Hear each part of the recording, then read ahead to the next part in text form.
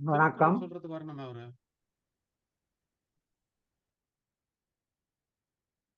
வணக்கம். வெள்ளி இலக்கிய மேடையின் 154வது நிகழ்ச்சி இப்பொழுது தொடங்கவிருக்கின்றது. இந்த நிகழ்ச்சி வழக்கம் போல இலக்கியங்களை பற்றி பேசுவதற்காக தொடங்கப்பட்ட ஒரு அமைப்பு என்பதனால் இன்றைய தொடராக நலவெண்பாவை பற்றி நாம் பேசவிருக்கின்றோம். ஐயா கேஜிஆர் அவர்கள் நலவெண்பாவை நம்மோடு பகிர்ந்து கொள்ள வருகை இருக்கின்றார்கள். இந்த நிகழ்ச்சியை தொடங்குவதற்கு முன் வழக்கமாக வாழ்த்து பாடலை பாடுவது வழக்கம். அந்த முறையில இன்றைக்கு தமிழ் வாழ்த்து பாடுவதற்காக அம்மா கவிஞர் ரமணி பாலசாமி அவர்களை அன்போடு அழைக்கின்றேன். வாருங்கள் அம்மா. அனைவருக்கும் வணக்கம். தமிழ் வாழ்த்து பாடுவது தமிழுக்கும் அமுதென்று பேர், அந்த தமிழ் இன்ப தமிழ் எங்கள்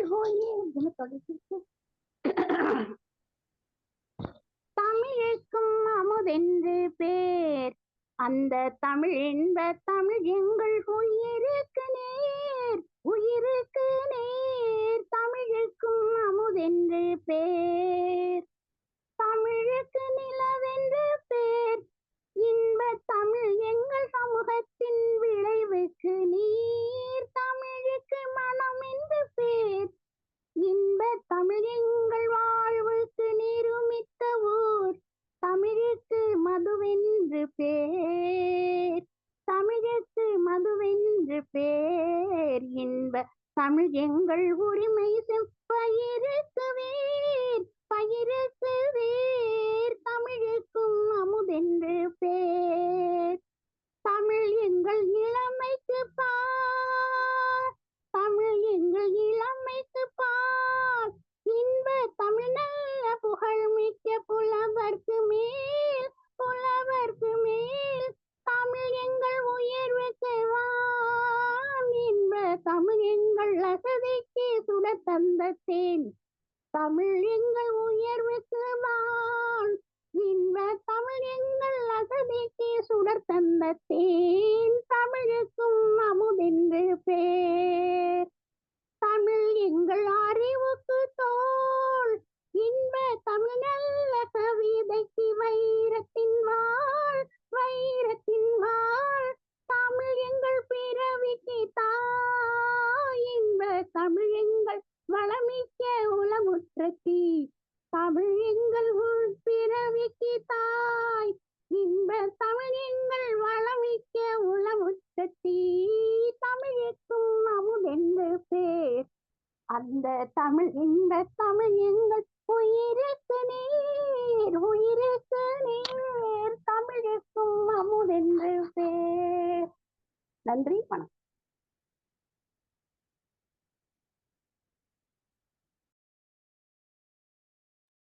நன்றி. வழக்கம் போல் அருமையான பாடலை பாடி இந்த நிகழ்ச்சியை தொடங்கி இருக்கின்றீர்கள். உணவு அருந்துவதற்கு முன் ஏதாவது ஒரு பானீர் அருந்துவது, அதாவது நீராகாரம் போன்று ஒரு உணவை அருந்துவது சிலரின் வழக்கமாக இருக்கும். அதுபோல நாம் வெள்ளி மேடைக்கு இலக்கிய மேடைகள் இலக்கியத்துக்குள் புகுவதற்கு முன்னால் குறளமுதம் பருவது நம்முடைய கடமையாக இருக்கின்றது என்பதனால் இன்றைக்கு குறளமுதம் வழங்குவதற்காக ஐயா செந்தில்குமார் மாசிலாமணி அவர்களை அன்போடு அழைக்கின்றேன். வரவேற்புரை ஐயா, வரவேற்புரை. சரி, மன்னிக்கவும் மன்னிக்கவும். வழக்கமாக வரவேற்புரைக்கு அப்புறம் தான் குறளமுதம். நான் சற்று முன்னாடி தொடங்கிவிட்டேன். இந்த நிகழ்ச்சியிலே வருகை புரிந்து இருக்கின்ற அனைத்து சான்றோர் பெருமக்களையும் வருக வருக என வரவேற்பது வெள்ளி இலக்கிய மேடையின் ஒரு கடமையாகும். இந்த நிகழ்ச்சியிலே தொழில்நுட்பத்தை மிக சிறப்பாக நடத்தி கொண்டிருக்கின்ற ஐயா நெல்லை தீபன் அவர்களை வருக வருக என நான் வரவேற்கின்றேன். எப்பொழுதும் போல் நம்மோடு கலந்து கொண்டிருக்கின்ற ஐயா ஆர் குமரன் அவர்களையும் வருக வருக என நான் வரவேற்கின்றேன். நலவெண்பாவை நம்மோடு ஆற அமர அமர்ந்து நாமெல்லாம் அருந்துவதற்காக பருகுவதற்காக நமக்கு பரிமாற வருகை தந்திருக்கின்ற ஐயா தேஜி ராஜேந்திர பாபு அவர்களை வருக வருக என நான் வரவேற்கின்றேன். ஐயா காவுக்கி அவர்கள் வந்திருக்கிறார்கள். இலக்கியத்தை பற்றி சங்க நூல்களை பற்றி எல்லாம் மிக சிறப்பாக நம்மோடு உரையாற்றக்கூடிய ஐயா அவர்களை வருக வருக என நான் வரவேற்கிறேன். அருள் இசபெல்லா அவர்கள் வருகை புரிந்திருக்கிறார்கள். ஐயா தர்மலிங்கம் அவர்கள் வருகை புரிந்து இருக்கின்றார்கள். டாக்டர் பி ராமசாமி அவர்கள் இந்த நிகழ்ச்சியிலே கலந்து கொண்டிருக்கின்றார்கள். அவர்களையும் வருக வருக என வரவேற்று இந்த நிகழ்ச்சியில் வாழ்த்து பாடல் பாடிய அம்மா ரமணி பாலசாமி அம்மா அவர்களையும் வருக வருக என நான் வரவேற்கின்றேன். ஐயா கனக சபாபதி அவர்கள் இந்த இணைப்பிலே இணைந்திருக்கின்றார்கள். அவர்களையும் வருக வருக என வரவேற்று அம்மா சாய்லட்சுமி அவர்களையும் ஜெயாரமணி அவர்களையும் மற்றும் கவிவேந்த செந்தமிழ் சித்தன் அவர்களையும் ஐயா சீனி ரவிபாரதி அவர்களையும் நான் வருக வருக என வரவேற்று இந்த நிகழ்ச்சியை தொடங்குவதற்கு முன் வெள்ளி இலக்கிய மேடையின் ஒரு பாடலை ஒலிபரப்புவதற்காக இந்த நேரத்தை நான் நெல்லை தீவன் அவர்கள் வசம் ஒப்படைக்கின்றேன். ஐயா பாடலை ஒலிபரப்புங்கள்.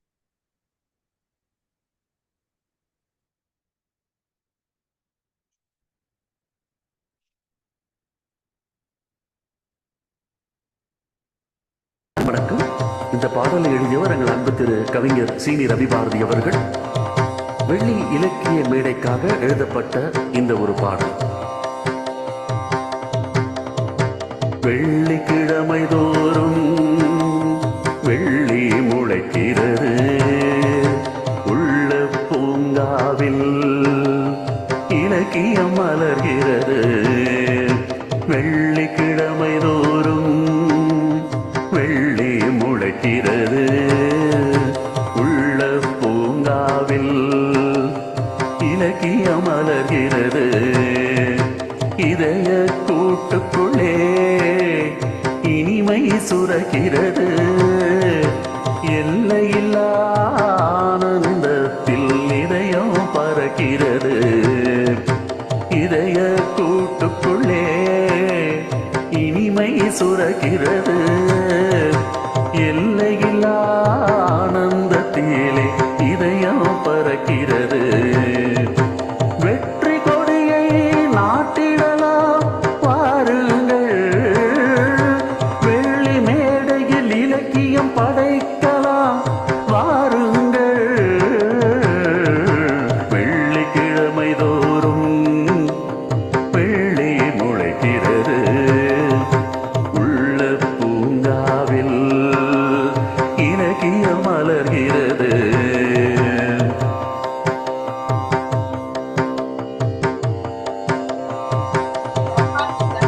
வங்க கடல் போல சங்க தமிழ் இருக்கு, தங்க தாமரை என தொல்காப்பியம் பூத்திருக்கு.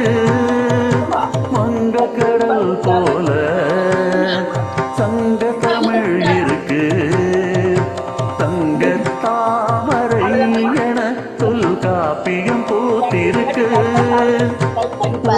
புகழ் திருக்குறளும் உயிராய் நமக்கு இருக்கு, உலகமெல்லாம் புகழ் பாட உயர் செம்மொழி நமக்கு இருக்கு. கொண்டாடி மகிழ்ந்திடுவோம் வாருங்கள், அண்டமெல்லாம் இசைத்திடுவோம் வாருங்கள்.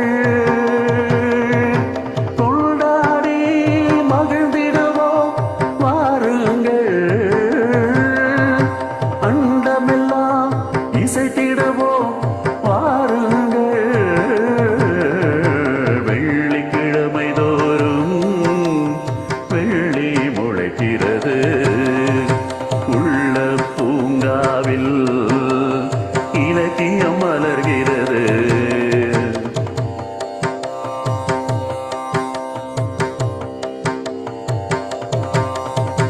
கண்ணகி சிலம்பெடுத்து காவிய சுவை முடிந்திடலாம். கண்ணகி சிலம்பெடுத்து காவிய சுவை முடிந்திடலாம். கம்பனை கை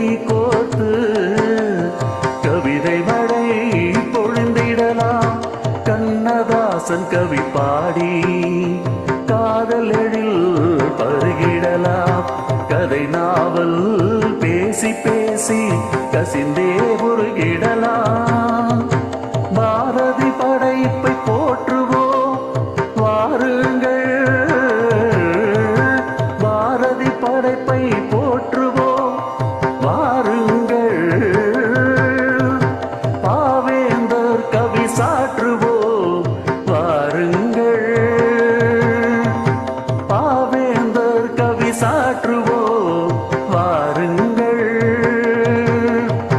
மூத தமிழ் தேடி தேடி மகிழ்ந்திடுவோம், சிந்து கவி பாடி பாடி சிலிர்ந்திடுவோம். மூத தமிழ் தேடி தேடி மகிழ்ந்திடுவோம், சிந்து கவி பாடி பாடி.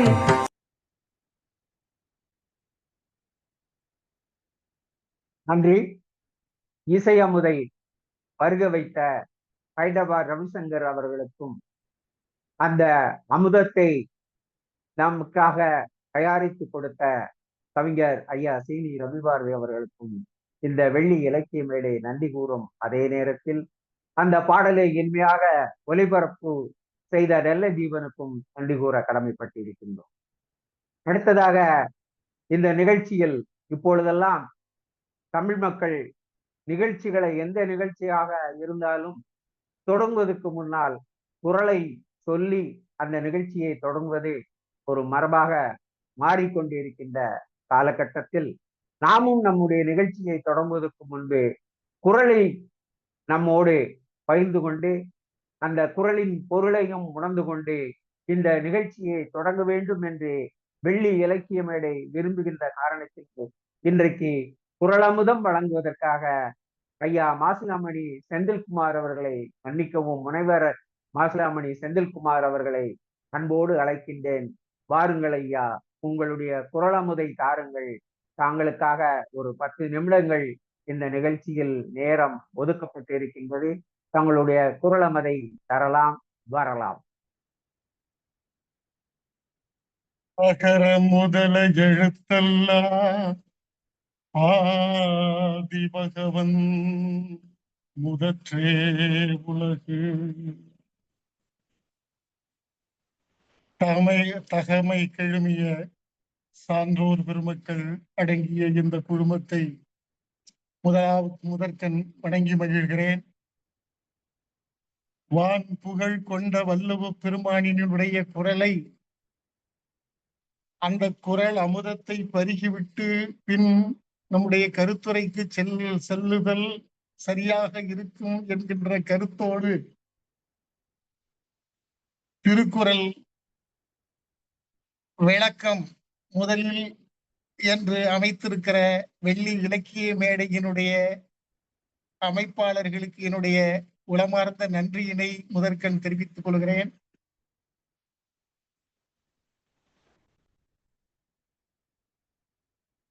வள்ளுவனை பெற்றதால் பெற்றதே புகழ் வையகமே என்று பாவேந்தர் பாடியதற்கு இணங்க,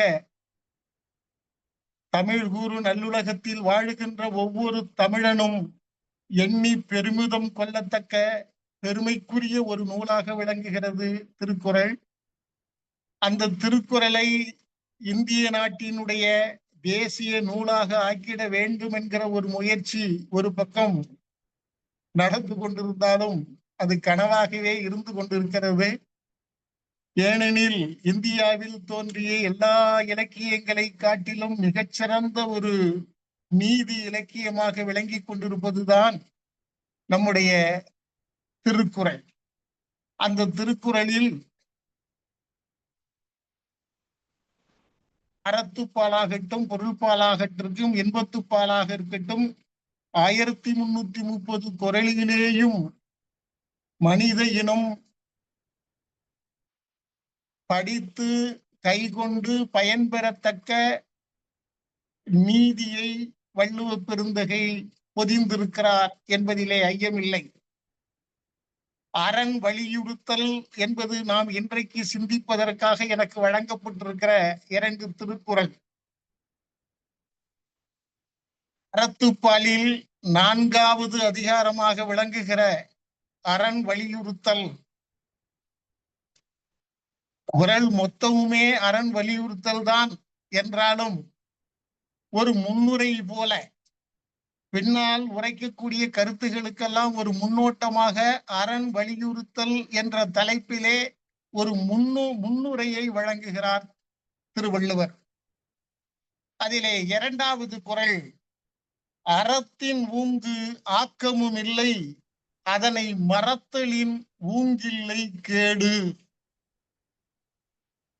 அறத்தின் ஊங்கு ஆக்கமும் இல்லை, அதனை மறத்தலின் ஊங்கில்லை கேடு என்கிற ஒரு குறள்.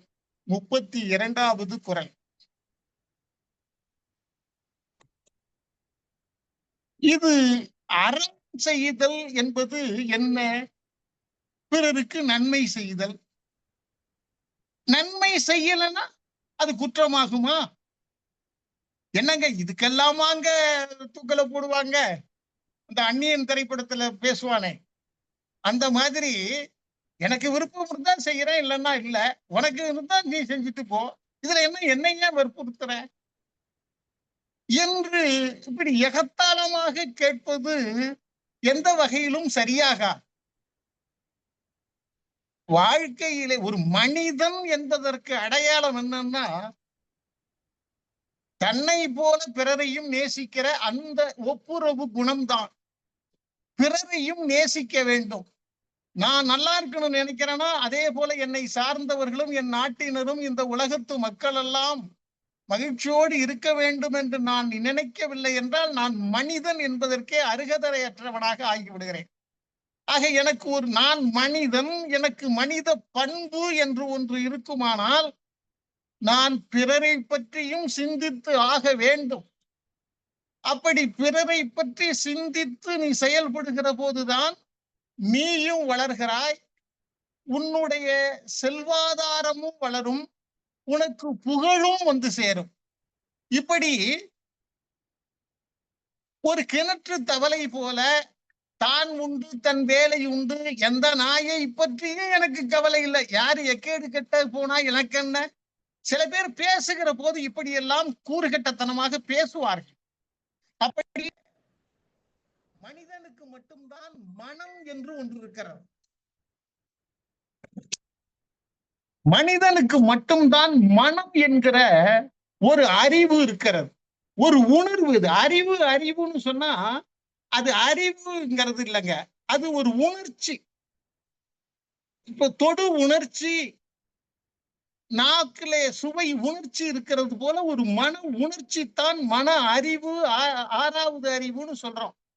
அந்த 6வது அறிவு இருக்கிற மனிதன் செய்ய வேண்டுவது முதலாவது என்ன என்றால், தன்னை போல தன்னை சார்ந்திருக்கிற சக மனிதனினுடைய நன்மையையும் எண்ணி பார்க்க வேண்டும் என்று வலியுறுத்துவதுதான் அரண் வலியுறுத்தல்.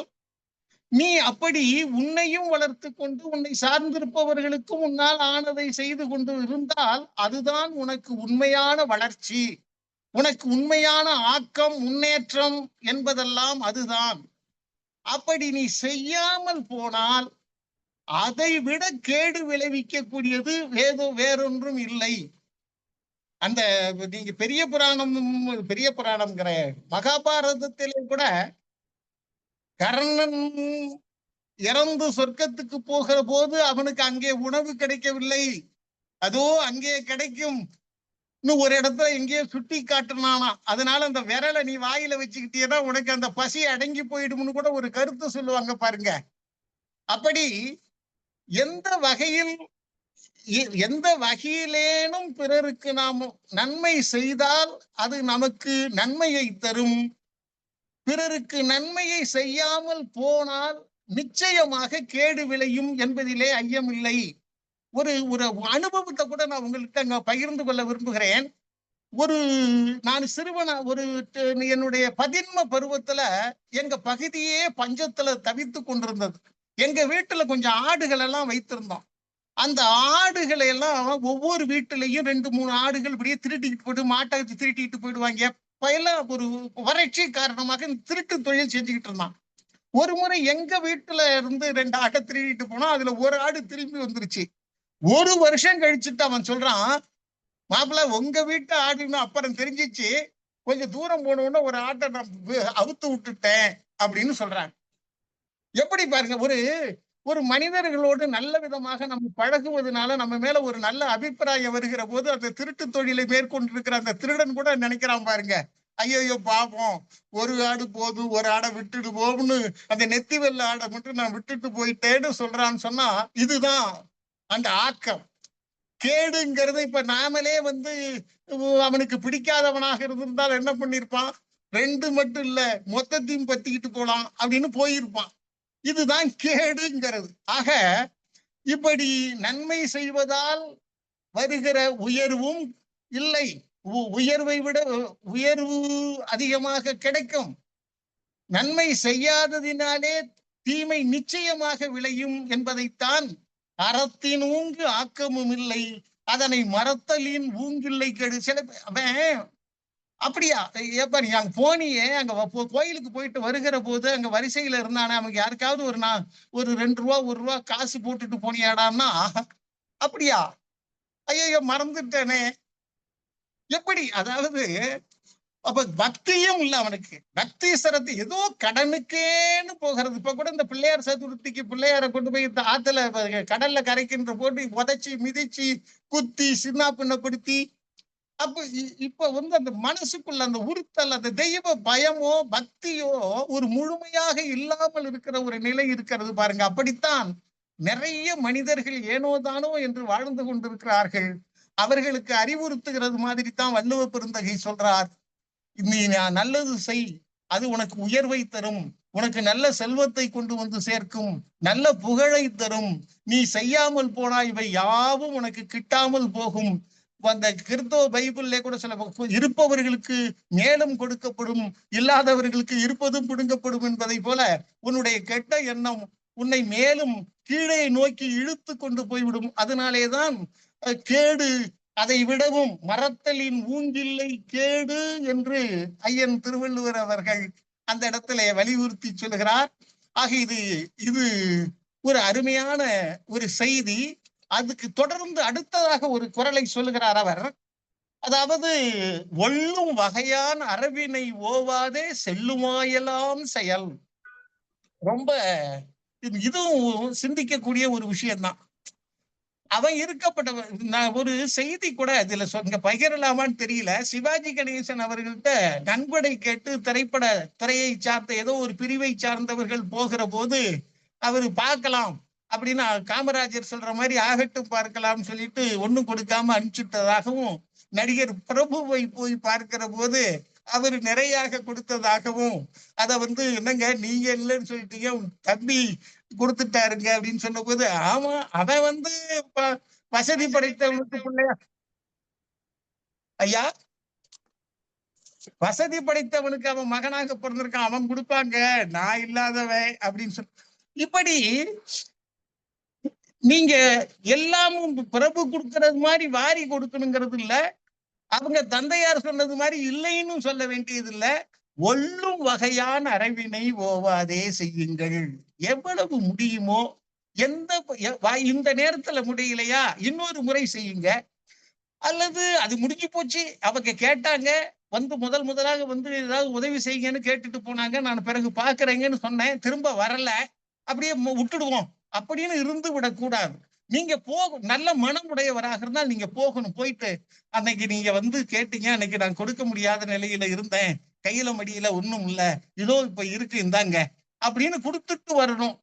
ஆக அதாவது மறந்துட்டேன்னு சொல்லியோ அல்லது பிறகு பார்த்துக்கலாம் என்றோ தள்ளி போடுகிற அந்த மாதிரியான அந்த மாதிரி பண்புகள் இருக்கக்கூடாது. எந்த வகையிலேயாவது என்ன முடியுமோ அந்த வகையில நாம உதவி செய்து கொண்டே இருக்கணும். அப்பத்தான் அதனுடைய பலன் நமக்கு சேரும். ஒள்ளும் வகையான் அரவினை ஓவாதே செய்யுங்கள். அதாவது போதும், ஒரு 10 வருஷம் செஞ்சு முடிச்சாச்சு, பிறகு இந்த மேலெல்லாம் அந்த வேலையெல்லாம் வேண்டாம், போதும், செஞ்சதெல்லாம் போதும், செஞ்ச வரையிலும் பலன் கிடைச்சா போதும் அப்படின்ட்டு விட்டுடக்கூடாது. தொடர்ந்து நம்ம வாழ்நாள் இருக்கிற வரலையும் தொடர்ந்து வாய்ப்பு கிடைக்குமானால் அந்த கிடைக்கிற அந்த வாய்ப்பை எல்லாம் பயன்படுத்தி கொண்டு நம்மிடம் எவ்வளவு இருக்கிறதோ அந்த வாரி அப்படி அவன் இப்ப 1,00,000 ரூபாய் கேட்கறான்னு சொன்னா நம்ம 1,00,000 கொடுக்கணுங்கிற அவசியம் இல்லையே. எவ்வளவு இருக்கிறதோ, எப்பா நீங்க எவ்வளவு கேட்டீங்க, அதை பொண்ணு வைக்கிற இடத்துல பூ என்னால இவங்கன்றது இது இல்லைங்க, மகிழ்ச்சியா வாங்கிட்டு போங்க என்று சொல்லுகிற என்ற வரை நம்மிடம் எவ்வளவு பொருள் இருக்கிறதோ, எவ்வளவு மனம் இருக்கிறதோ, அதுக்கு ஏற்ற மாதிரி தொடர்ந்து அறம் செய்வோம். அதை இடவிடாமல் செய்வோம். எந்த நேரத்திலும் மறந்து விடாது இருப்போம். அந்த இன்னொரு இடத்துல கூட ஈகை என்கிற இடத்துல கூட அருமையா ஒரு செய்தியை சொல்வார். அற்றார் அழி பசி தீர்த்தல் அகுதொருவன் பெற்றான் பொருள் வைப்புழின்னு ஒரு இடத்துல சொல்லுவார். அதாவது சேர்க்கிற, நீங்க சம்பாதிச்ச செல்வத்தை சேர்த்து வைக்கிற இடம் எது தெரியுமா? கஜானா எது தெரியுமா? அந்த பெட்டகம் எது தெரியுமா? பசித்தவனுடைய வயிறு. நீ அந்த வயிறை நிரப்பு, அதுதான் நீ சேர்த்து வைக்கிற கஜானா என்று வள்ளுவரே வேறொரு இடத்துல சொல்லுகிறார். ஆக கொடுக்கிறவன் ஒரு காலம் கெட்டு போவதில்லை. கொடுக்க கொடுக்க செல்வம் வளரும். கொடுக்க கொடுக்க உன்னுடைய மனம் விசாலம் அடையும். இதனாலே உன்னுடைய புகழ் கூடும். ஆகவே ஒள்ளும் வகையான அறிவினை ஓவாது செய்து வாருங்கள் என்பது அவர் சொல்லுகிற ஒரு அறிவுரை. இன்னொரு அறிவுரை, எந்த சூழலிலேயும் நீங்கள் அறம் செய்வதை மறந்து விடாதீர்கள். அதை விட வேறு கேடு வேறொன்றும் இல்லை. அது மனித தன்மையற்ற செயல். மனிதனாகப்பட்டவன் மனம் என்கிற உணர்வு இருக்கிற எவனும் அந்த நற்செயலை நான் மறந்து விட்டேன் என்று ஒருபோதும் சொல்ல மாட்டான். ஆகவே நீங்கள் அந்த அறவினையை மறவாதும் ஓய்வு இல்லாமலும் என்ற அளவும் செய்து கொண்டே இருங்கள். அதுதான் உங்களுக்கு நல்ல ஆக்கத்தை தரும், உயர்வை தரும், செல்வாதாரத்தையும் கொண்டு வந்து சேர்க்கும் என்கிற கருத்தை தான் இந்த 2 குறள்களிலேயும் வள்ளுவ பெருந்தகை வலியுறுத்தி இருக்கிறார் என்பதை தெரிவித்துக் கொண்டு, இதுல இப்ப ஒரு சின்ன இடையூறு காரணமாக இப்பொழுதுதான் ஒரு 5 நிமிடம் எடுத்து வைத்து இதை நான் சொல்லி கொண்டிருக்கிறேன். எனக்கு நன்றாக தெரியும், வெள்ளி இலக்கிய மேடையினுடைய இந்த புலனப்பொழிவிலே நாளைக்கு இந்த 2 குறள்களுக்குமான அற்புதமான விளக்கத்தை மரியாதைக்குரிய ஐயா நெல்லை தீபன் அவர்கள் வழங்கி விடுவார்கள். அந்த அழகிய விளக்கத்தை எல்லாரும் போலவும் நானும் உள்வாங்கி கொண்டு இதை எப்படி சொல்லி இருக்கலாம் என்று நான் தெளிவுபடுத்திக் கொள்கிறேன். ஆகவே தமிழராயினோர் எல்லோருக்கும் பெருமையை தருகின்ற வள்ளுவம் என்று உலகம் போற்றுகிற அந்த அரிய அறக்கருத்தை இந்த அமர்விலே எடுத்து சொல்லக்கூடிய ஒரு வாய்ப்பை வழங்கிய மரியாதைக்குரிய KGR அவர்கள், தீபன் அவர்கள், பொதிகையார் அவர்கள் உள்ளிட்ட இந்த குழுவை சார்ந்த அத்தனை பேருக்கும் என்னுடைய உளமார்ந்த நன்றியை தெரிவித்துக் கொண்டு நிறைவு செய்கிறேன். நன்றி, வணக்கம். நன்றி ஐயா. அறத்தை வலியுறுத்தினீர்கள். அறம் இந்த நம்ம மனிதனுடைய வாழ்க்கைக்கு எத்தனை சிறப்புடையதை என்பதை கூறி நீங்கள் அறத்தோடு 10 நிமிடத்தில் தங்களுடைய பேச்சை முடித்துக் கொண்டீர்கள். மிகவும் நன்றி. வெள்ளி இலக்கிய மேடை தங்களுடைய குரல் விளக்கத்திற்கு மகிழ்ச்சி அடைகின்றது. இந்த நிகழ்ச்சி ஆரம்பித்த பிறகு வருகை புரிந்து நம்மோடு இணைந்திருக்கின்ற ஐயா பாப்பையா அவர்களையும், லிங்கராஜா அவர்களையும், ஐயா முகவை திருநாதன் அவர்களையும், திருப்பத்தூர் வாகித்து அவர்களையும், அணு என்னும் பெயரில் இணைந்திருக்கின்ற பெருமானார் அவர்களையும், ஏவிஎம் என்னும் பெயரில் இணைந்திருக்கும் சான்றோரையும், ஐயா தர்மலிங்கம் அவர்களையும், அம்மா தேன்மொழி அம்மா அவர்களையும், கிருஷ்ணசாமி ரங்கசாமி அவர்களையும், டாக்டர் ராமசாமி மற்றும் சாமுத்தி அவர்களையும் வருக வருக என நான் வரவேற்று, அடுத்ததாக நாம் நலவென்பா இலக்கியத்திற்குள் செல்ல இருக்கின்றோம். நலனை பற்றி பேசுவதற்காக ஐயா KGR அவர்கள் நம்மோடு இணைந்து இருக்கின்றார்கள். KGR அவர்களை பற்றி சொல்வது என்றால் இந்த கூட்டம் முடிந்த வரையில் இல்லை, அடுத்த கூட்டத்திலே சொல்லலாம். அவ்வளவு பேரும் புகழும் அடைந்த அவர் அவ்வளவு இலக்கியங்களை எல்லாம் தன்னுடைய மூளைக்கு திணித்துக் கொண்டு இருக்கின்ற ஒரு சான்றாண்மைக்காரர், ஒரு அறிவாளி என்று கூட என்று அவரை பற்றி நாம் அதிகமாக கூற வேண்டிய அவசியம் இல்லை. ஏனென்றால் பூ எங்கிருந்தாலும் மணத்துக் கொண்டிருக்கும். அதுவும் இலக்கிய பூ என்றால் தமிழ் செல்லும், தமிழ் இருக்கும் இடமெல்லாம் அதை மனத்துக் கொண்டுதான் இருக்கும். அப்படிப்பட்ட பேருக்கும் புகழுக்கும் உடைய ஐயா கேஜிஆர் அவர்கள் நம்மோடு இன்றைக்கு நலபாகத்தை பரிமாற வந்திருக்கின்றார்கள். நலன் என்று சொன்னால் நலபாகம் என்பதை ஞாபகத்திருக்கிறோம். இன்றைக்கு ஓணம் பண்டிகை, பலர் நலபாகத்தை அறிந்துவிட்டு வந்திருப்பார்கள். நாம் அருந்துவதற்காக காத்து கொண்டு இருக்கின்றோம். அதுவும் கேஜிஆர் அவர்கள் நம்முடைய உள்ளம் என்னும் இலையில் தன்னுடைய நலவெண்பா பாக்களை எல்லாம் எடுத்து ஒவ்வொன்றாக பரிமாறுவதற்காக காத்து கொண்டு இருக்கின்றார்கள். ஔவையார் அவர்கள் ஒரு பாடலை சொல்கின்ற பொழுது, வண்டமிழை ஆயுத வழுதி கல்யாணத்தை உண்ட பெருக்கும் உரைக்க கேள், அண்டி நெருக்குண்டேன் கல்லுண்டேன் நீள் பசியினாலே சுருக்குண்டேன் சோறுண்டிலேன் என்று கூறுவார். இவ்வளவு கூட்டம் இந்த கல்யாணத்திற்கு வந்தான். இன்றைக்கு நம்முடைய இலக்கிய மேடைக்கும் அத்தகைய ஒரு கூட்டம் தான் இன்றைக்கு நிறைந்திருக்கின்றது. கிட்டத்தட்ட 26 பேர் இன்றைக்கு இணைந்திருக்கின்றார்கள். முண்டி அடித்துக் கொண்டு வருவது போல நிகழ்ச்சி தொடங்கிய பிறகு கலந்து கொண்டிருக்கின்றார்கள். ஆனால் ஔவையார் போல் நீங்கள் வயிற்றை சுருக்கிக் கொண்டு சொல்ல வேண்டாம், உங்கள் மனதை நிறைத்துக் கொண்டு செல்லுங்கள், உங்கள் செவிகளை நிறைத்துக் கொண்டு சொல்லுங்கள். அதற்காகவே நலபாகம் என்னும் இலக்கியத்தை படைப்பதற்காக கேஜிஆர் அவர்கள் நம்மோடு இப்பொழுது வருகை புரிய இருக்கின்றார்கள். அவர்களை வருக வருகை என வரவிட்டு நலபாகத்தை நலவெண்பாவின் வழியாக நமக்கு பருவாரும்படி அன்போடு வேண்டி விரும்பி கேட்டுக்கொள்கிறேன். வாருங்கள் ஐயா. மகிழ்ச்சி. வெள்ளி இலக்கிய மேடை 154வது நிகழ்ச்சி.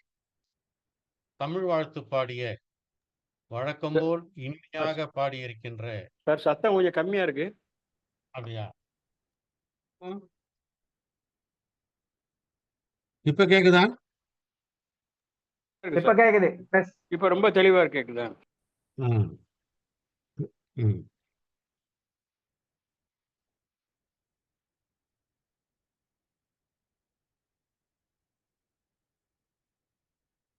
வழக்கம் போல் இனிமையாக தமிழ் வாழ்த்து பாடிய ரமணி பாலசாமி அம்மையார் அவர்களுக்கும், எப்போதும் போலவே சிறப்பாக நெறியாள்கை நிகழ்த்தி கொண்டிருக்கின்ற பொதிகை செல்வராஜ் அவர்களுக்கும், சொல்லவே வேண்டாம், சிறப்பாக தொழில்நுட்பம் செய்யக்கூடியவர் யார் என்று கேட்டால் நம்முடைய நெல்லை தீபனும் ஆர்.சி. குமரன் அவர்கள்.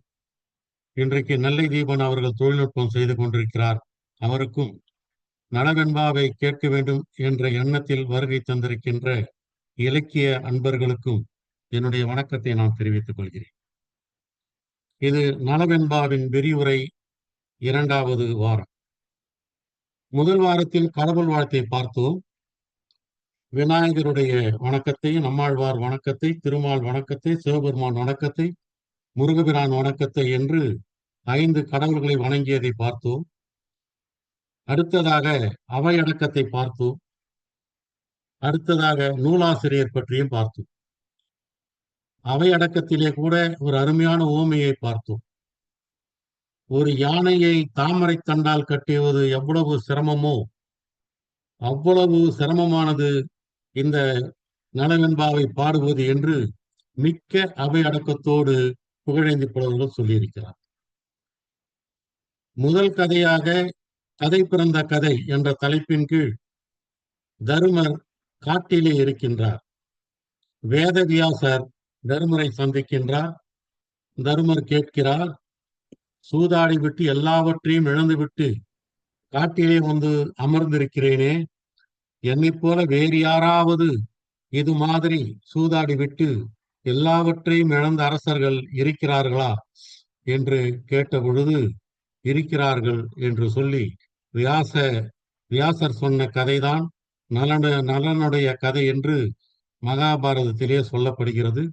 மகாபாரதத்தில் நலனுடைய கதை என்பது நல உபாக்கியானம் என்ற தலைப்பிலே இருக்கின்றது. அது ஒரு கிளைக்கதை.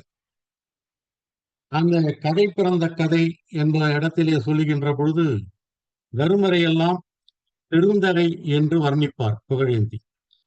மெய்த்திரு வந்துற்றாலும் வெந்துயர் வந்துற்றாலும் ஒத்திருக்கும் உள்ளத்து உறவோனே என்று, எவ்வளவுதான் உயர்ந்த நிலையில் இருந்தாலும் தாழ்ந்த நிலையில் இருந்தாலும் ஒரே மாதிரியான உள்ளத்தை கொண்டவனே, சமநிலை தவறாதவனே என்று வேதவியாசர் தருமனை போற்றுகிற மாதிரி புகழேந்தி போற்றுவார்.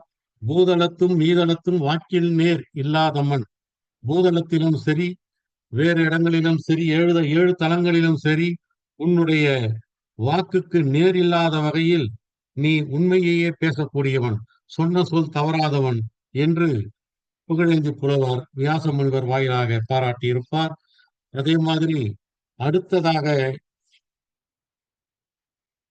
எந்த ஒரு காப்பியத்துக்கும் அந்த நாட்டினுடைய சிறப்பு, நகரத்தினுடைய சிறப்பை சொல்வது வழக்கம். அந்த வகையில் நிடத நாட்டினுடைய சிறப்பையும் மாவிந்தன் மாவிந்தம் என்கின்ற ஊரினுடைய நகரத்தினுடைய சிறப்பையும் புகழேந்தி புலவர் இங்கே சொல்கின்றார்.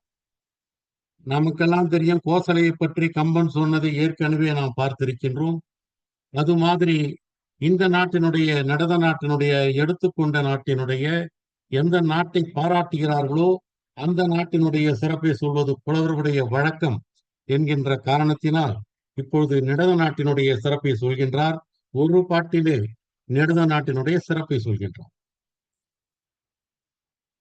பூமடந்தை தன்னாட்டம் போலும். தன் நாட்டம்னா தன்னுடைய விழின்னு அர்த்தம். நாட்டம் சொன்னாவே விழின்னு அர்த்தம். என்ன சொல்றார்? எல்லா நாடுகளையும் விட நலனுடைய இந்த நாடு என்பது முன்னாலே நிற்கின்றது. எல்லா நாடுகளையும் விட என்பதை விட எல்லா நல்ல நாடுகளையும் விட நலனுடைய நாடு முன்னாலே நிற்கிறது என்பதுதான் இந்த கவிதையினுடைய கரு. காமர் கயல் புரள, அது புரளுகிறது. காமர்னா அழகு, கயல்னா தெரியும் மீன். புரள காவி முகை நெகிழ. இந்த காவி என்பதற்கு இரண்டு அர்த்தங்கள் உண்டு. ஒன்று செந்நிறம் என்று சொன்னால் காவி, காவி என்று சொன்னால் கருங்கோவளைக்கும் காவியின் பேர்.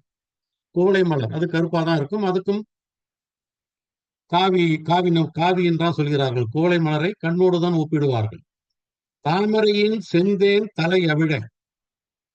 தாமரை மலர்கிறது, தலை அவிழுதல் என்று சொன்னால் அதனுடைய அரும்பு மெல்ல மெல்ல மெல்ல விரிவதற்கு தலை அவிழுதல் பேர். தலையவிழும் பூங்கோதை தாயிரேன்னு முத்தொள்ளாயிரத்துல ஒரு வரி உண்டு. ஆவி கலையினும் கண் திறந்து காட்டேனுவோம் ஒரு பெண்ணு. தலையவிழும் பூங்கோதை தாயிரே, தலை அவிழ்ந்த மாலையை அணிந்திருக்கின்ற தாயே, ஆவி கலையினும் கண் திறந்து காட்டேன்னு சொல்லுவான். அது மாதிரி தாமரையின் செந்தேன் தலை அவிழ, அதனுடைய முனையானது அவிழ்ந்து விடுகிறது. பூமடந்தை தன் நாட்டம் போலும். தன் பிளஸ் நாட்டம் தன்னாட்டம். தகைமைத்தே, அந்த லக்குமியினுடைய கண் எவ்வளவு சிறப்பானதோ, அல்லது லக்குமியினுடைய பார்வை பட்ட இடம் என்று கூட வைத்துக் கொள்ளலாம். அந்த தகைமைத்தே, அவ்வளவு தகைமையை பெற்றிருக்கின்ற நாடு சாகரம் சூழ். சாகரம்னா கடல். நன்னாட்டின், நல் நாட்டின் அப்படிதான் பிரிக்கணும். அது நல்ல நாட்டின் முன் நாட்டும். இந்த இடத்துல முள் நாட்டும் பிரிக்க கூடாது, முன் நாட்டும். ஆக நல்ல நாட்டுக்கு எல்லாம் முன்னாகவே முதன்மையாகவே தலைமை தாங்கி கொண்டிருக்கின்ற நாடான இந்த நிடத நாட்டை பற்றி சொல்லுகின்ற பொழுது லக்குமணியினுடைய கண், லட்சுமியினுடைய கண், திருமகளுடைய கண் எவ்வளவு பெருமைக்குரியதோ அவ்வளவு பெருமைக்குரியது இந்த நாடுன்ற. இதுல என்ன பாருங்க சிறப்பு. லக்குமியினுடைய கண் என்று சொல்ற காரணத்தினால சாதாரணமாக கண்ணை நாம் என்ன சொல்லுவோம்? மீன் மாதிரி கண் என்போம், கோவளை மாதிரி அந்த கருவிழி என்று சொல்வோம். ஆக தாமரை போன்ற முகம், அதிலே மீன் மாதிரி கண், கருவிழி, கோவளை மாதிரி கருவிழி. ஆக இந்த தன்னாட்டம் என்ற ஒரு சொல்லுக்கு காமர் கயல் புரள காவி முகை அவிழ என்பதை ஒப்பிட்டு பார்க்கின்ற பொழுது அழகாக இருக்கிறது. இந்த கண் என்று சொன்னால் மீன் மாதிரி புரளும், கோவளை மாதிரி விரியும். ஆகவே இந்த ஓமையை சொல்லி தன் நாட்டம், அவளுடைய திருமகளுடைய கண்ணை போல் என்று சொல்வது இந்த பாட்டிலே ரொம்ப சிறப்பான வரியாக நமக்கு தெரிகின்றது. கோதை மடவார்த்தம் கொங்கை விசை திமிர்ந்த சீதக்கலப செழுஞ்சேற்றால் வீதிவாய் மான கரிவழுக்கும் மாவிந்தம் என்பதோர் ஞான கலை வாழ் நகர். அந்த நகரத்தினுடைய மாவிந்தம் என்பது நகர், நிடதம் என்பது நாடு, மாவிந்தம் என்பது நகர். இந்த நகரத்தினுடைய பெருமையை சொல்கின்ற பொழுது ஞான கலைஞர்கள் அறிவார்ந்தவர் வாழ்கின்ற நகரம். அந்த நகரத்தில் யானைகள் வழுக்கி வழுக்கி விழுமா. ஏன் வழுக்கி வழுக்கி விழுமான்னு சொன்னா, பெண்கள் எல்லாம் தன்னோட உடம்பிலே பூசிக்கொண்டிருந்த குங்குமத்தை, சந்தனத்தை அப்படி அள்ளி கீழே போட்டுருவானா. வெளியில வழித்து போட்டு விட்டால் அது செழும் சேரா மாறிடுமா. அந்த செழும் சேராக மாறிவிட்ட காரணத்தினால் அந்த யானைகள் வழுக்கி வழுக்கி விழுகின்றன. கோதை மடவார் மாலை அணிந்த பெண்கள், கோதைனாலும் பெண்கள் தான் அர்த்தம். மடவார்னா மடமை பொருந்தியவர்கள், அந்த காலத்துக்குரியது வார்த்தை அது. இந்த காலத்துக்கு அது பொருந்தாது. கோதை மடவார்த்தம் கொங்கை மிசை திமிர்ந்த அவருடைய உடம்பிலே இருந்த திமிர்ந்த என்று சொன்னால் பூசிக்கொண்டிருந்த என்ன அர்த்தம்? திமிர்தல், பூசிக்கொள்ளுதல். சீதக்கலபம், அது அந்த வார்த்தை ரொம்ப புகழ் வாய்ந்த வார்த்தை. சீதக்கலப, செந்தாமரைப்பூ, பாதச்சிலம்பு, பல இசைப்பாட நம்ம பாடியிருக்கோம் போன வாரம். சீதம்னா குளிர்ச்சியான, கலபம் சொன்னா சந்தனம், சந்தன குழம்பு, செழுஞ்சேற்றாய். பெண்கள் எல்லாம் தன்னுடைய உடம்பிலே இருந்து வழித்தெடுத்த சந்தனத்தை, குங்குமத்தை தூக்கி வெளியிலே போடுகிறார்கள். அது சேறு மாதிரி வீதியிலே இருக்கிறது. அந்த வீதி வழியாக யானைகள் போகின்றன. வீதிவாய் மான கரிவழுக்கும் மாவிந்தம். அப்படி போகின்ற பொழுது மானன்னா பெரிய அர்த்தம், கரினா யானை. அந்த பெரிய யானை வழுக்கி விடுமா, வழுக்கி விழுந்துருமா. யானையினுடைய அடி எவ்வளவு அழுத்தமான அடி பாருங்க. அவ்வளவு சீக்கிரம் வழுக்குமா? அது வழுக்காது. ஆனா முத்தொள்ளாயிரத்துல பாத்தீங்கன்னா இத யானைன்னு சொல்ல மாட்டாங்க. இதே கருத்துதான் சொல்லுவாங்க. மைந்தரோடு ஓடி மகளிர் திமிர்ந்திட்ட, அங்கவும் திமிர்ந்திட்டன்னு தான் வரும். ஊசியன்னு அர்த்தம். மைந்தரோடு ஊடி அவர் தன்னுடைய கணவனோடு ஊடல் கொண்டு பெண்கள் திமிர்ந்திட்ட, பூசி இருந்த குங்கும ஈர்ச்சாந்தின் சேறு இழுக்கி. அங்கேயும் இதுதான் சீதக்கலபம் என்பதும் ஈர் என்று சொன்னாலும் தன்மைன்னு தான் அர்த்தம், குளிர்ச்சின்னு தான் அர்த்தம், சீதம் தான் அர்த்தம். ஈர்ச்சாந்துன்னு முத்தொள்ளாயிரத்துல சொல்றதுதான் இங்க சீதக்கலபம். குங்கும ஈர்ச்சாந்து என்று முத்தொள்ளாயிரத்தில் சொல்லக்கூடிய வார்த்தை இங்க சீதக்கலபம் என்று வந்திருக்கிறது. சேறு இழுக்கி எங்கும் தடுமாறல் ஆகிய தன்மைத்தே. மனிதர்கள் நடந்து போகின்ற பொழுது அங்கே தடுமாறிக்கொண்டே இருக்கிறார்களாம். தன்னை நெடுமாடக்கூடல் அகம் என்று முத்தொள்ளாயிரத்திலே பாட்டு உண்டு. அங்கே மனிதர்கள் தடுமாறிக்கொண்டிருக்கிறார்கள். இங்கே நலவென்பாவிலே ஒரு உச்சக்கட்டமாக அடுத்த கட்டமாக போய் யானையிலே வழுக்கி கொண்டிருக்கின்ற அளவுக்கு அங்கே சீதக்கலப செழுந்தேறு கீழே தெருவிலே இருக்கின்றது என்று அந்த நகரத்தினுடைய சிறப்பை சொல்கின்றார். நின்று புயல்வானும் பொழிந்த நெடுந்தாரை. புயல்னா மேகம்னு ஒரு அர்த்தம் உண்டு. நின்று பொய்யுமா, சடசடன்னு பெஞ்சிட்டு போறது கிடையாது. நின்று புயல்வானும் பொழிந்த நெடுந்தாரை. தாரைன்னா மழை கம்பிகள். இந்த மழை கம்பிகளுக்கு தாரைன்னு பேரு. நெடுந்தாரை நீண்ட மழை கம்பிகள். என்றும் அகில் கமிழும் என்பதால் எல்லாமே அதுக்கு அகில் கமிழ்தான். என்ன காரணத்தினால அதுக்கு அகில் கமிழ்தான். தென்றல் அலர்த்தும் கொடிமாடத்து ஆயிழையார் ஐம்பால் புலர்த்தும் புகைவான் புகுந்து. தென்றல் இந்த கொடிகளை பார்த்தீங்கன்னா சில நேரங்கள்ல கொம்புல அப்படியே மடிந்து விழுந்திருக்கும், அப்படியே மடிந்து விழுந்திருக்கும். அதையெல்லாம் இந்த தென்றல் பறக்க வைக்கிறது, மலர வைக்கிறது, விரிய வைக்கிறது. அப்படிப்பட்ட மாடத்திலே இருக்கக்கூடிய ஆயிழையார் பெண்கள் ஐம்பால்னா கூந்தல், 5 வகையான கூந்தல். புலர்த்தும் புகைவான் புகுந்து. அவர்கள் அதையெல்லாம் புகையெல்லாம் போட்டு அதை சரி பண்ணுவாங்க, ஈரத்தையெல்லாம் போக்குவார்கள். அப்படி அந்த போக்கக்கூடிய அந்த புகை நிறைய வாசனை திரவியங்கள்லாம் போட்டிருப்பாங்க. அந்த வாசனை திரவியங்கள் வானத்தளவுக்கு போய் எட்டுகிறது. அது மேகத்தை தொடுகிறது. ஆகவே அந்த வாசனை மேகத்தோடு கலக்கிறது. மேகத்தோடு கலக்கின்ற காரணத்தினாலே அது பெய்கின்ற மழையிலே அகில் கமிழ்ந்து கொண்டிருக்கிறது என்று அவர் சொல்றார். இதுல பாருங்க, அடுத்தாங்க, ஐம்பால் புலர்த்தும் புகைவான் என்ற வரியை நம்ம கேட்கும் பொழுது நமக்கு சிலப்பதிகாரத்துல இருந்து மாதவி கூந்தலை பராமரிக்கிறத நம்ம ஞாபகத்து வரும். என்னென்ன போட்டு இங்க ஒரு வெறும் அகில்னு சொல்றாரு, ஆனா அங்க என்னென்ன சொல்றாரு பாருங்க. 10 துவரினும் 5 விரையினும் 32 வகை ஓமாளிகையினும் ஊறின நல்நீர் உரைத்த நெய்வாசம் நாரிருங்கூந்தல் நலம்பெற ஆட்டி, அதோடு நிறுத்தல, புகையின் புலர்த்திய பூமென் கூந்தலை. ஆக புகையில அவர்கள் உலர்த்துறாங்க. என்னென்ன போட்டிருக்காங்க பாருங்க. 10 துவர், 5 விரை, எல்லாமே மணங்கமழக்கூடியது. 32 வகையான ஓமாளிகை, எல்லாமே வாசனை பொருட்கள். இவ்வளவையும் போட்டு தண்ணியில ஊற வச்சு, அந்த ஊர்ன தண்ணியில கூந்தலை நன்றாக அலசி எடுத்து, அதற்கப்புறம் புகையின் புலர்த்திய பூமென் கூந்தல் மீது அவர்கள் செழுஞ்சேறு மான்மத செழுஞ்சேறு தடவுவார்கள் என்று சிலப்பதிகாரத்துல சொல்றாங்க. அது மாதிரி இங்கு ஐம்பால் புலர்த்தும் புகையை அகில் கமழும் என்று சொல்கின்ற காரணத்தினால் இவர்கள் அகிலை பூசிக் கொண்டிருக்கிறார்கள். அகிலை பூசி அவர்கள் செய்கிறார்கள். தள்ளுங்க. இதுல இன்னொரு அழகு பாருங்க. இந்த பாட்டுல இன்னொரு அழகு பாருங்க. தென்றல் அலர்த்தும் கொடிமாடம். தென்றல் கொடி மடிந்து கொம்பில விழுது பாருங்க, அது அப்படியே மலர வைக்குதாம். இந்த கொடி மடிந்து கொம்புல விழறதுக்கு ஒரு அருமையான விளக்கத்துல சொல்வார் மலையாள கவிஞர் குமராசன். அது சொல்வார், ஒரு பெண் காதலி தன்னுடைய காதலனுடைய தோள் மீது சாய்ந்து கொண்டிருக்கிற காட்சி எப்படி சொல்லுவார்.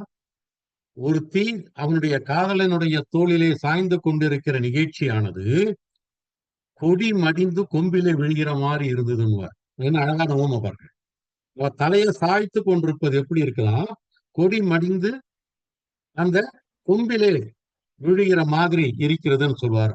அப்படிப்பட்ட கொடியை மலர வைக்கக்கூடிய, விரிய வைக்கக்கூடிய தென்றல்.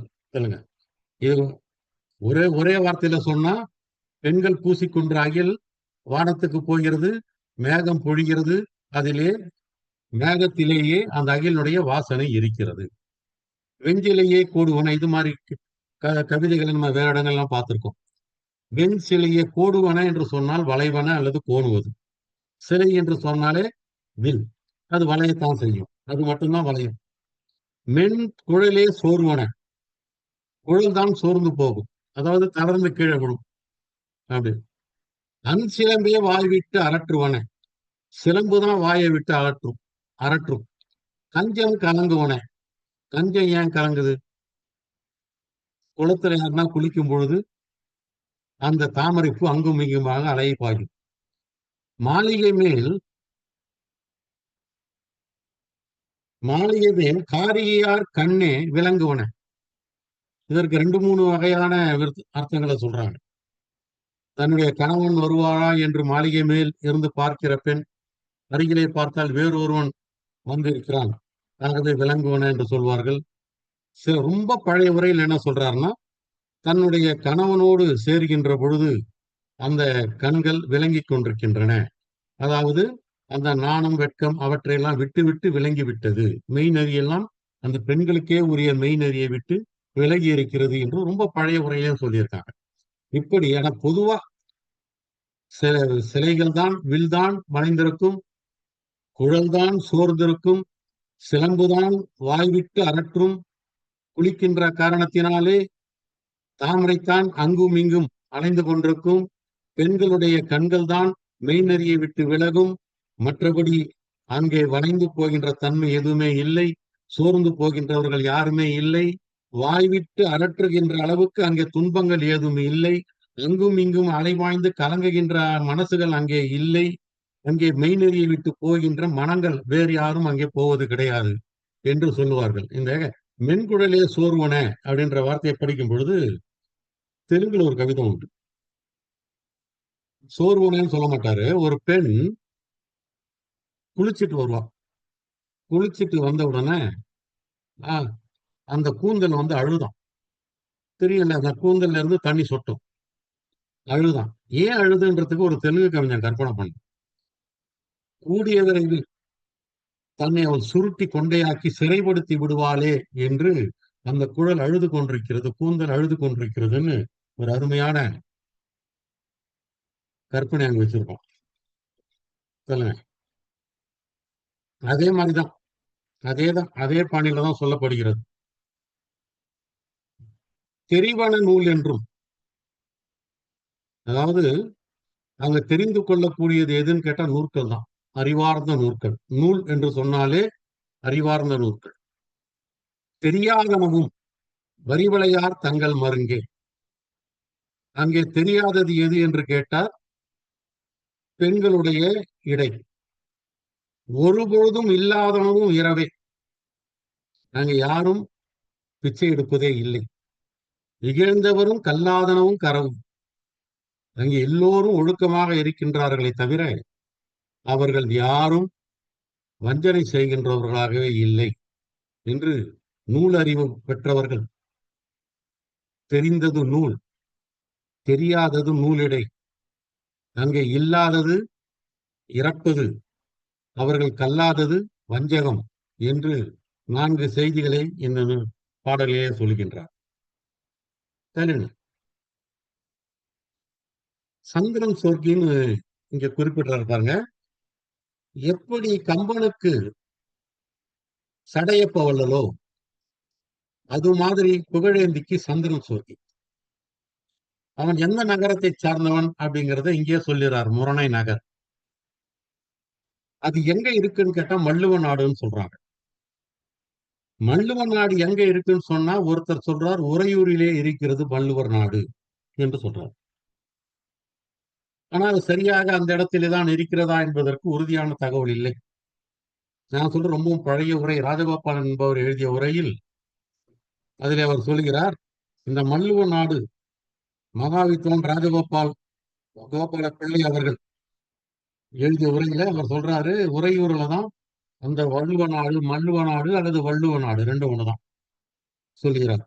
அந்த சந்திர சொர்க்கியினுடைய முரணை நகர் இருக்கு பாருங்க, அந்த முரணை நகருக்கு ஈடானது இந்த மாவிந்த நகர் அப்படிங்கிறது ஒப்பிடுறாங்க. அவ்வளவுதான். அந்த சந்திரன் சொர்க்கி எப்படிப்பட்டவர்? மாமனு நூல் வாழ மனு நூல் முறைப்படி ஆட்சி செய்தவர்கள் சந்திரன் சொர்க்கி. அந்த காலத்துல அப்படிதான் சொல்லப்படுகிறது. தாமரையால் வைகும் கடந்தோழன், திருமகள் வசிக்கக்கூடிய உறுதியான தோளை உடையவன்.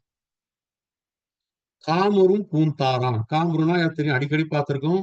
அழகிய அல்லது விரும்பப்படக்கூடிய பூக்களை உடைய மாலையை அணிந்திருப்பவன்.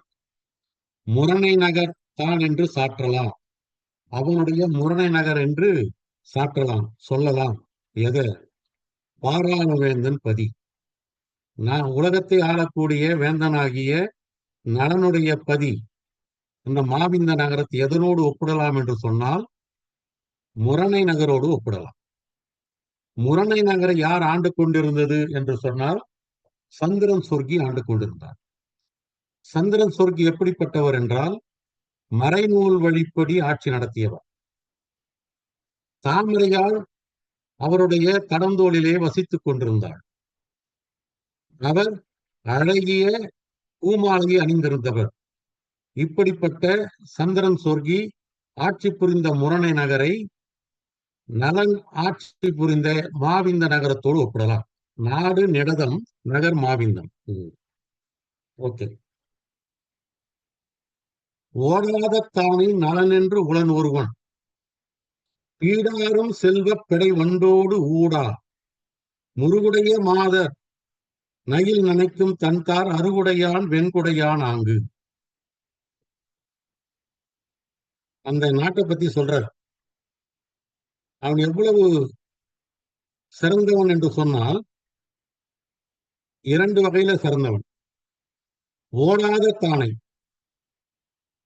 போரிலே புறமுதுகிட்டு ஓடாதவன், அவன் பேர் நலன். என்று உளன் ஒருவன். பீடாரும் செல்வ படைவண்டோடு ஊடா. பீடாரும் பெருமை மிக்க செல்வ படைவண்டு. படைவண்டுன்னா பெண் வண்டு, அவங்களுக்குதான் தெரியும்.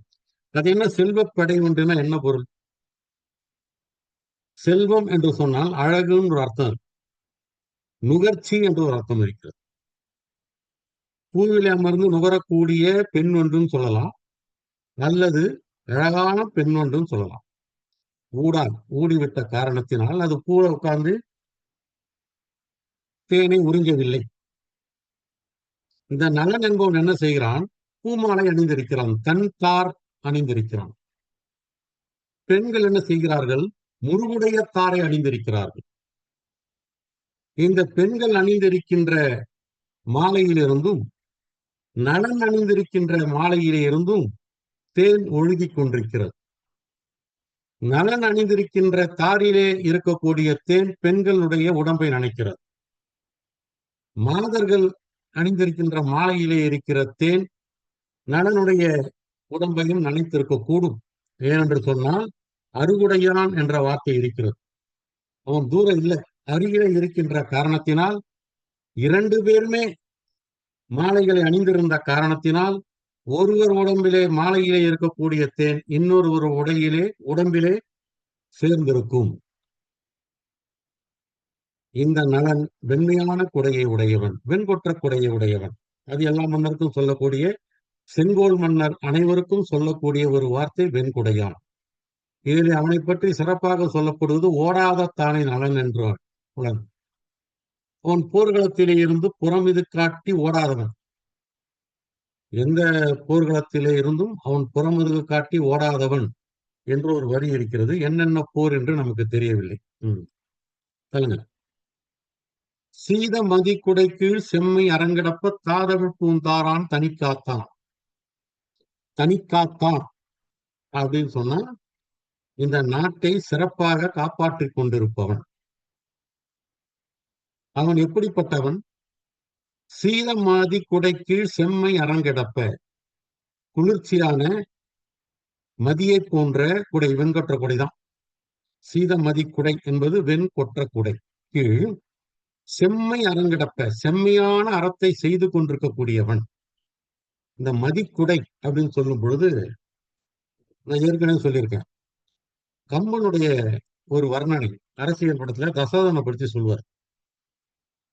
தசரனுடைய வெண்கொற்ற குடை இருக்கு பாருங்க, அதை நம்ம நிலாவோட ஒப்பிடக்கூடாதுங்க. ஏன்? நிலாவும் குளிர்ச்சி, இவனுடைய வெண்கொற்ற குடையும் குளிர்ச்சி. பிறகு ஏன் ஒப்பிடக்கூடியது கேட்டா, இந்த மன்னனுடைய வெண்கொற்ற குடையானது எப்பொழுதுமே குளிர்ச்சியை கொடுத்து கொண்டிருக்கு.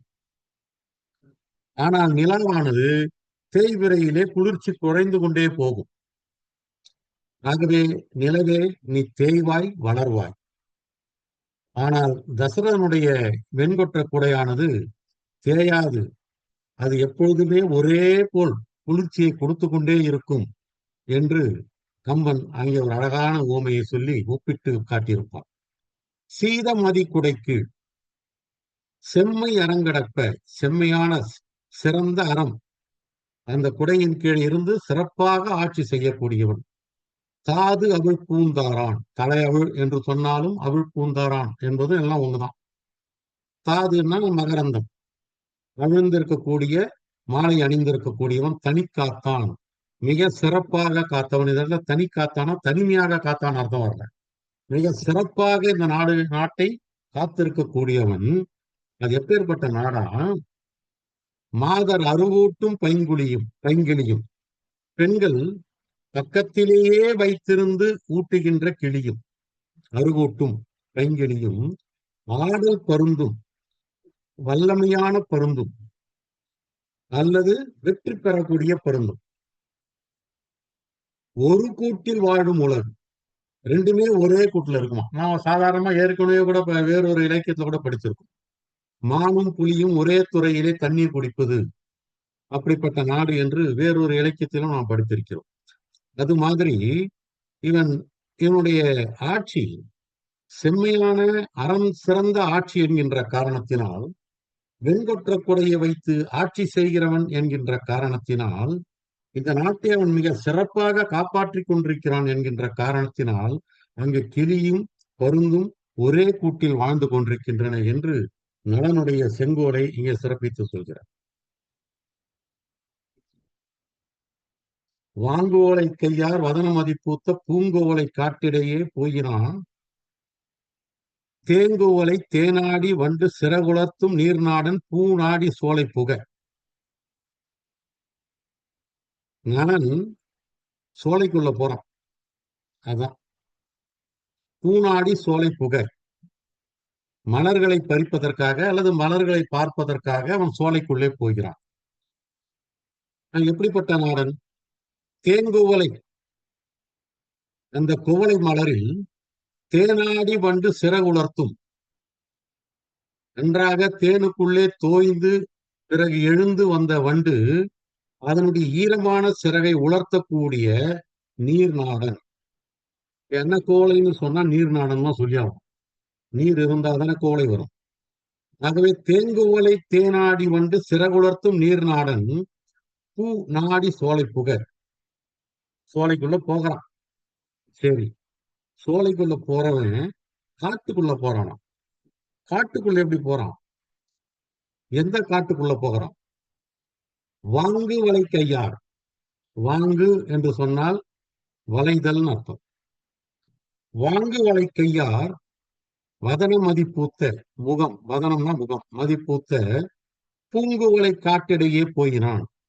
நீல விழிகளுக்கிடையிலேயே அவன் போய்கொண்டிருந்தான். பல பெண்கள் அவனுடைய உலாவை பார்த்தார்கள் என்பதுதான் சுருக்கமான பொருள். வாங்கு வலை, வாங்கு வலை, வாங்குனா வளைந்த வளையல்னு சொல்லுவாங்க. இன்னொரு அர்த்தம் இது வேற மாதிரியும் சொல்றாங்க. வாங்கு வலைனா கீழே விழுந்துருந்தான் வலை. அந்த கை மெலிந்து போய் கீழே வளைந்து விழுந்து விடுகிறது வளையல். இப்படிப்பட்ட கைகளை உடையவர்கள். வதன மதிப்பூத்த முகம் என்கின்ற நிலாவிலே பூத்த பூங்குவலை காட்டிடையே நீல விழிகள் என்கின்ற காட்டின் வழியாக போயினான் என்று சொல்றார். இந்த பாட்டை நீங்க கேட்கும் பொழுது உங்களுக்கு ஒரு கண்ணதாசனுடைய பாட்டு நினைவிருக்கும். சின்னவலை முகம் சிவந்தவலை நான் சேர்த்து கொண்டேன் வலையிட்டு. இதே மாதிரி தனிப்பாடல் திரட்டிலே ஒரு பாட்டு உண்டு. இருந்தவளை போனவளை என்னை அவளை பொருந்தவளை பறித்து போனான், பெருந்தவளை பூந்தொத்த தேன் சொரியும் புனல் நாடன் அப்படின்னு ஒரு பாட்டு உண்டு. பெருந்தவளை பூந்தத்த புனல் சரியும் புனல் பெருவண்டு பூத்தத்த தேன் சொரியும் புனல் நாடன். அவன் யாருன்னு கேட்டா மாதத்தன்னு பேரும். வீதி வாய் போகின்ற பொழுது இருந்தவளை போனவளை, அவனை பார்த்தவளை, பார்த்து விட்டு போனவளை, என்னை அவளை பக்கத்திலே இருப்பவளை பொருந்தவளை பறித்து போனான். எங்கள் கையிலே பொருந்தி இருந்த வலைகளை எல்லாம் நான் பறித்து கொண்டு போய்விட்டான். பெருந்தவளை பூ தத்த, தவளையானது பூவிலே தத்துகின்ற காரணத்தினாலே அங்கே தேன் சொரிந்து கொண்டிருக்கிறதாம். அப்படிப்பட்ட புனல்நாடன் மாதத்தன் வீதி வாய் போகின்றான் என்று தனிப்பாளத்திற்குள்ள ஒரு பாட்டு உண்டு. கண்ணதாசன் கூட அழகாக எடுத்து புதிய பூமி திரைப்படத்துக்கு பயன்படுத்தியிருப்பார். அப்புறம் தானே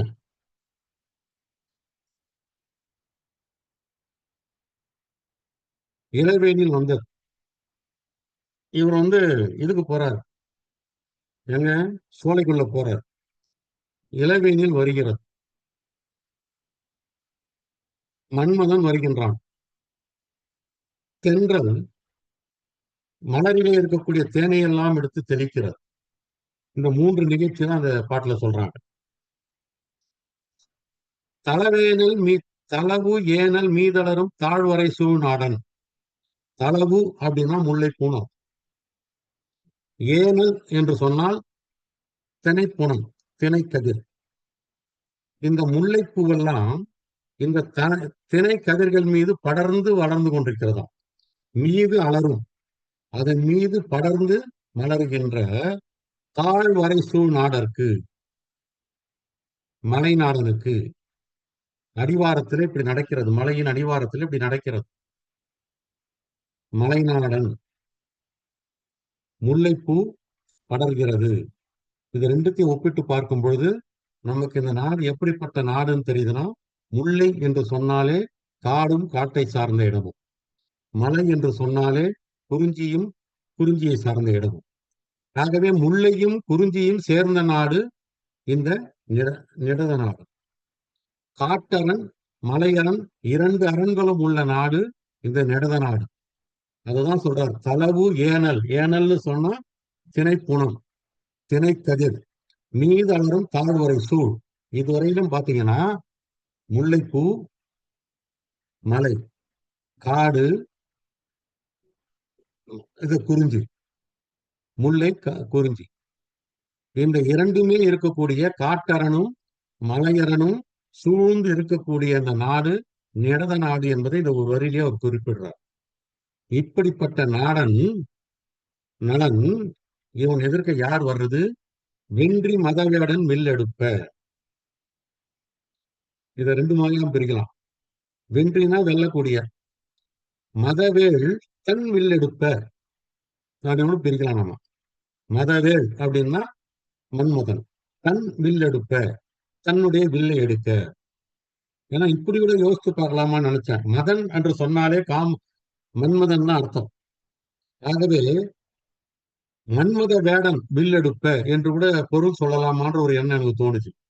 மதவேடன் வில் எடுப்ப, வீதியெல்லாம் தெருவிலெல்லாம் தென்றல் காற்று மதுநீர் தெளித்து வர, அந்த தேன் நீரை எல்லாம், பூக்களிலே இருக்கின்ற தேன் நீரை எல்லாம் தெளித்து வர.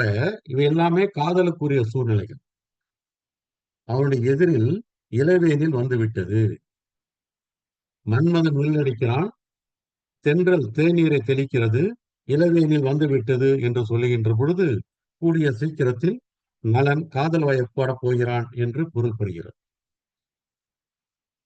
தேரின் துகளை திருந்து இழையார் பூங்குழலின் வேரின் புனல் நனைப்பவே அடைந்தான்.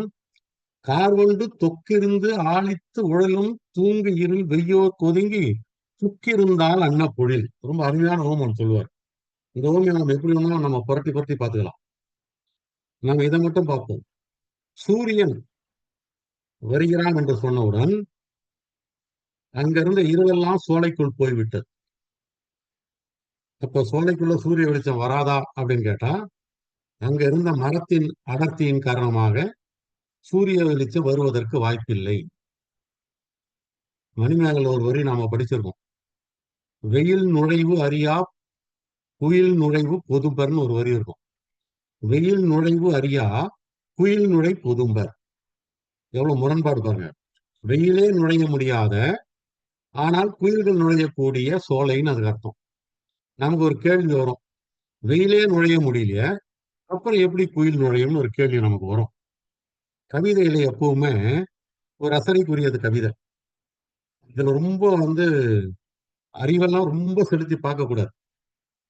என்ன சொல்றாருன்னா, வெயில் நுழைய முடியாத அளவுக்கு மரங்கள் அடர்ந்திருக்கின்றன, குயில்கள் விரும்பி வரக்கூடிய அளவுக்கு மாந்திலர்கள் அங்கே இருந்திருக்கின்றன நம்ம பொருள் கொள்ள வேண்டும்.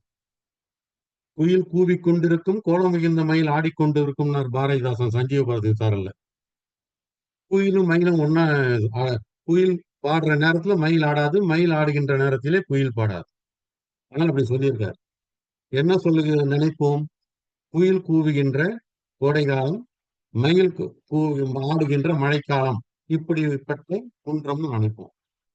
சிலப்பதிகாரத்திலும் அப்படித்தானே, பூவார் சோலை குயிலால புரிந்தே குயில்கள், பூவார் சோலை மயிலால புரிந்தே குயில்கள் இசைப்பாடன்னு போடுவார். அது மாதிரி இங்க மரங்கள் அடர்ந்திருக்கிற காரணத்தினால் அந்த சோலை இருட்டாக இருக்கிறது. இந்த இருட்டு எப்படி வந்ததுன்னு இவர் சொல்றாருன்னா, வெயிலுக்கு பயந்து கொண்டு அந்த இருட்டு சோலைக்குள்ளே புகுந்து விட்டது. இந்த சோலைக்குள்ளே புகுந்து விட்ட அந்த இருட்டுக்கு என்ன உதாரணம் சொல்றாருன்னா, கார்வண்டு, கரிய வண்டு, தொக்கிருந்து தொகுதியாக கூட்டமாக, தொக்கிருத்தல் கூட்டமாக, ஆழித்து உடலும் ரொம்ப ஆரவாரமாக மகிழ்ச்சியாக சுழன்று கொண்டிருக்கிற மாதிரி, ஒரு கருவண்டு கூட்டமாக சுழன்று கொண்டிருந்தால் அது எப்படி இருட்டாக இருக்குமோ அது மாதிரி அங்கே இருட்டு போய் ஒதுங்கி கொண்டது அப்படின்னு சொல்லலாம். அல்லது இருட்டு ஒதுங்கி கொண்ட மாதிரி இங்க கருவண்டுகள் அங்கே சுழன்று கொண்டிருந்தன என்றும் பொருள் கொள்ளலாம். இப்படிப்பட்ட சோலை புக்கிருந்தால் அன்னப்பொழில். அண்ணனா இங்க அன்னம்னு அர்த்தம் கிடையாது. அண்ணன்னா போன மாதிரி அந்த வழியாக போகிறான். இந்த இருள் போய் சேர்ந்த இடம் அந்த பொழில். அது போனது போல, வண்டுகள் கூட்டமாக இருந்தது போல இருட்டு இருக்கக்கூடிய பொழில். இந்த பொழிலுக்குள் நலன் போகின்றான். தேரின் துகளை திருந்திழையார் பூங்குழலின் வேரின் புனல் நனைப்பவே அடைந்தான். வேரின் அப்படின்னு சொன்னா தேன் அர்த்தம், கல்லுன்னு அர்த்தம். இன்னும் சொல்ல போனா எலுமிச்சம்பழத்து கூட வேரின்னு ஒரு அர்த்தம் இருக்கு, வேரின்னு ஒரு பொருள் இருக்கு. வேரின் புனல் நனைப்ப. இந்த தேன் என்கின்ற புனல் இருக்கு பாருங்க, அது நனைக்கவே. எதை நனைக்குது? இவன் வண்டியில தேர்ல போறார்ல, அப்ப அந்த துகள் பறக்குது இல்ல, அந்த பறக்கின்ற துகளை அடக்குவது எதுன்னு கேட்டா அந்த தேன் புனல். தேரின் துகளை திருந்திழையார். திருந்திழையார்னா திருத்தமான அணியலை அணிந்திருக்கக்கூடிய பெண்கள். ஆனா திருந்திழை என்ற ஒரு வார்த்தைக்கு பெண்ணுன்னு தான் அர்த்தம் அகராதியில. ஆகவே திருந்தழையார் என்று சொன்னால் பெண்கள்னே பொருள் கொள்ளலாம். திருந்து இழையார்னு பிரிச்சு அழகான திருத்தமான ஆபரணங்களை அணிந்திருக்கக்கூடியவர்களும் பொருள் கொள்ளலாம். ரெண்டுமே பெண்ணை தான் கொடுக்கும். ஒன்னு ஆகு பெயர், ஒன்னு நேரடியான பெயர், அவ்வளவுதான்.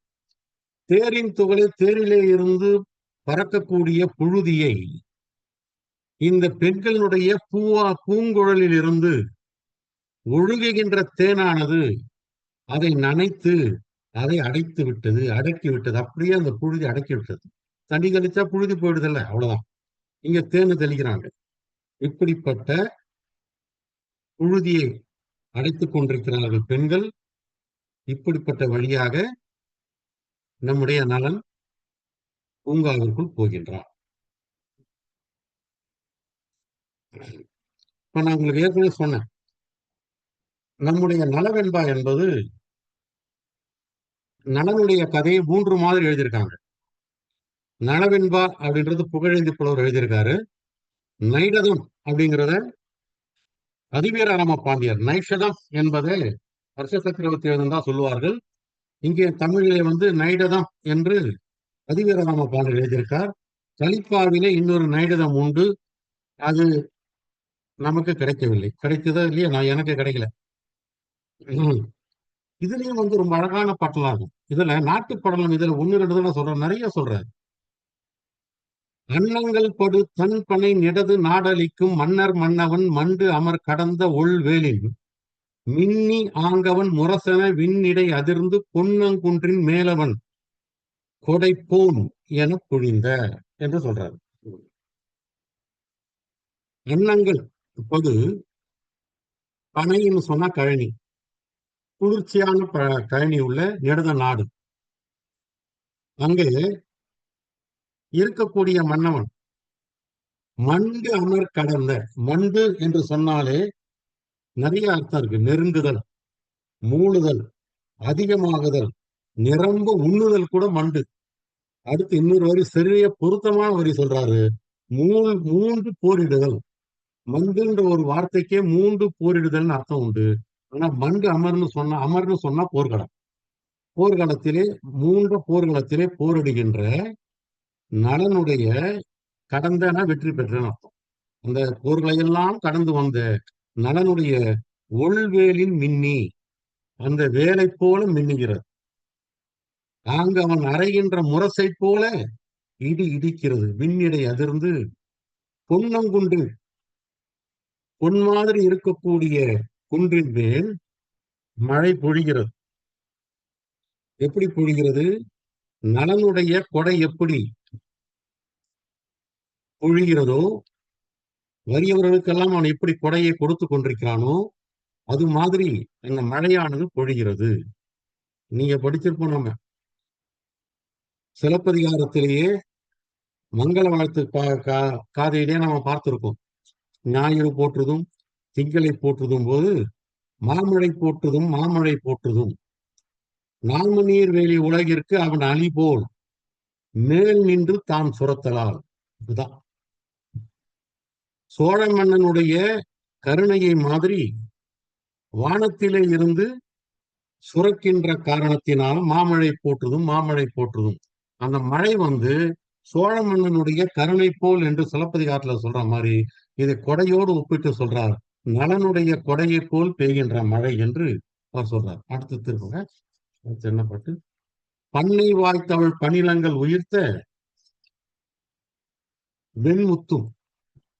பண்ணை அப்படின்னா ஏற்கனவே பார்த்தோம், கழனி. வாய்த்தவள் அங்கெல்லாம் தவழ்கின்ற, வாயினா இடம் அர்த்தம். பண்ணை வாய் அங்கெல்லாம் அந்த இடத்துல எல்லாம் தவழ்ந்து கொண்டிருக்கின்ற பணிலங்கள்னா சிப்பிகள். உயிர்த்த வெண்முத்தும் அவைகள்லாம் உயிர் கொடுத்த வெண்முத்தும், உதிர்த்த உமிழ்ந்த வெண்முத்தும். கண்ணுடை கரும்பு ஈன்ற வெண்முத்தமும்,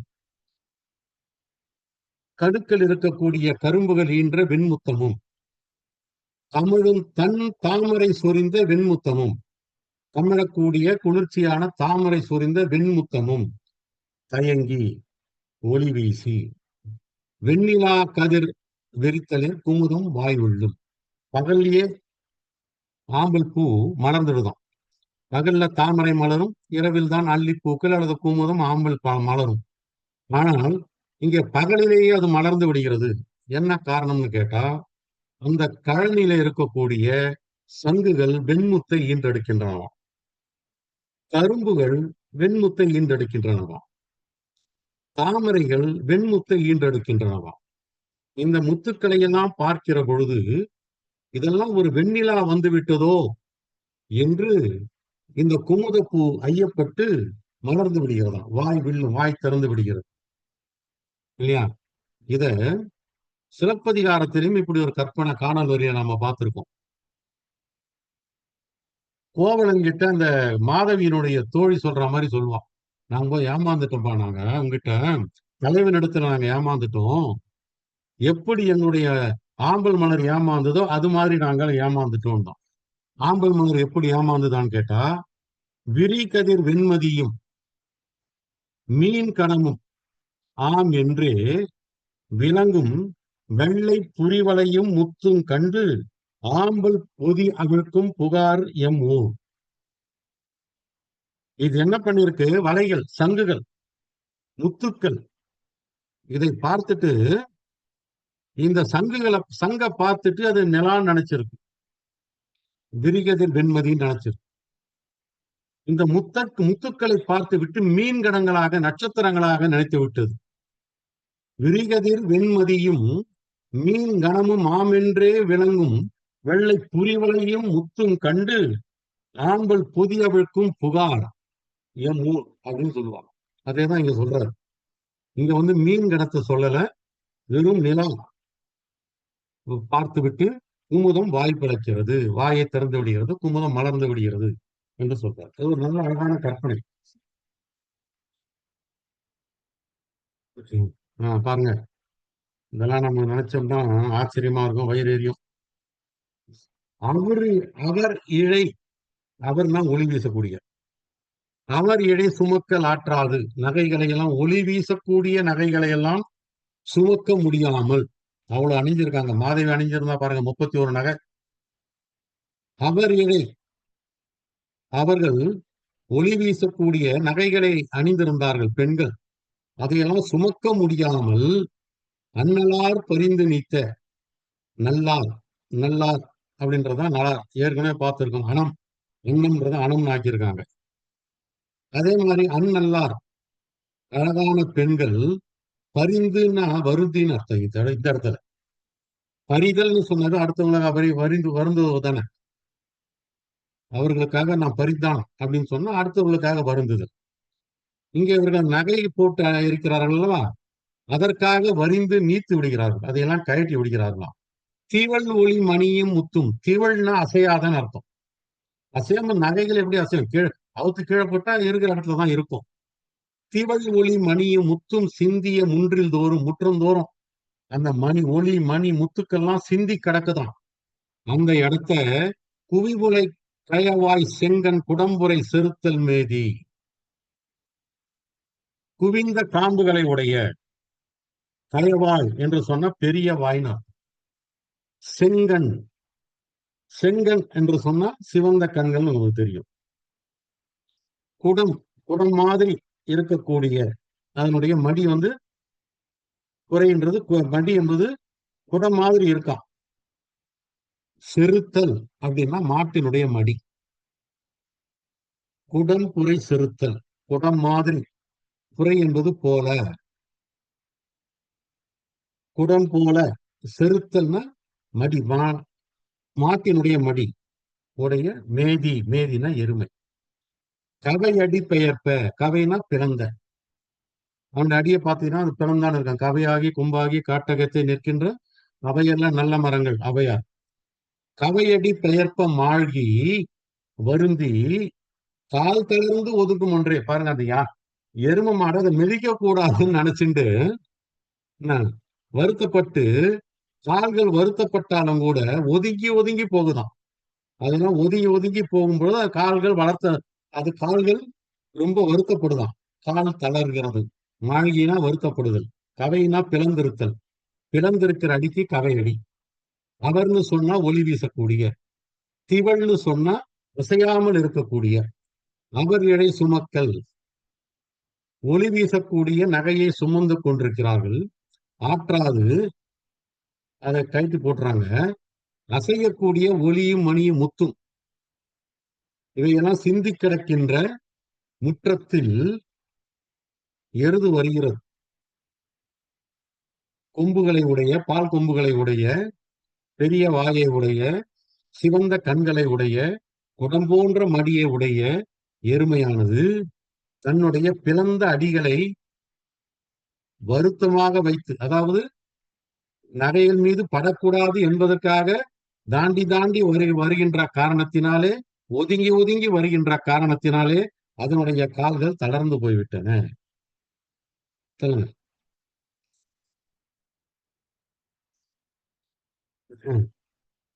இது கூட ஒரு அழகான கற்பனை தான். ஒற்றை ஆழிய அந்தேரவன், ஒற்றை அடித்தவர்னா சூரியன் அர்த்தம். உயர் மதில் கடக்க, அந்த மதிலை எல்லாம் கடக்க முடியல, அவன் சொல்லுவான் இடிப்போம். மதில், சூரியன் இடிக்கக்கூடிய அளவுக்கு மதில்கள், உயர உயரமான மதில்களை எல்லாம் கட்டி வைத்திருப்பார்கள். கடக்க வெற்றிலாமையார், அதையெல்லாம் கடக்க முடியல அவனால. பிறங்கு பிறங்குனா ஒளி வீசக்கூடிய, பொண்ணுன்னு சொன்னாவே ஒளி வீசக்கூடியதானே. பிறங்கு பொற்கதவங்கள் திறக்கும், அந்த கதவுகள்லாம் திறக்கலாம், பொன் கதவுகள்லாம் திறந்து விடுதான். திறந்த பிறகு அவன் போயிடுறான். கதவுகள் திறக்கப்படாமல் இருந்த காரணத்தினால் அவன் கடக்க முடியல. அவன் கதவுகள் திறந்து விட்ட காரணத்தினால் அவன் அந்த மதிலை கடந்து விட்டு போகிறான். அற்ற நோக்குவான், அற்ற அவன் நோக்குகிறான். அன்னலார் இயல்புற அணிய கற்ற வெண்மதி சாளரத்து அடியிற் காட்டும் என்று எழுதுறார். அது என்ன சொல்றாருன்னா, நகரப்படம் இல்லையா, அந்த பெண்கள் எல்லாம் நகை அணிந்து கொண்டிருக்கிறார். நகை அணிந்து கொண்டிருந்த காரணத்தினால அவர்கள் பார்ப்பதற்கு ஒரு கண்ணாடி போகும். என்ன, எது கண்ணாடி அப்போ என்று கேட்டால் நிலாதான் கண்ணாடி. சாளரத்தின் வழியாக வருகிற நிலாதான் கண்ணாடி.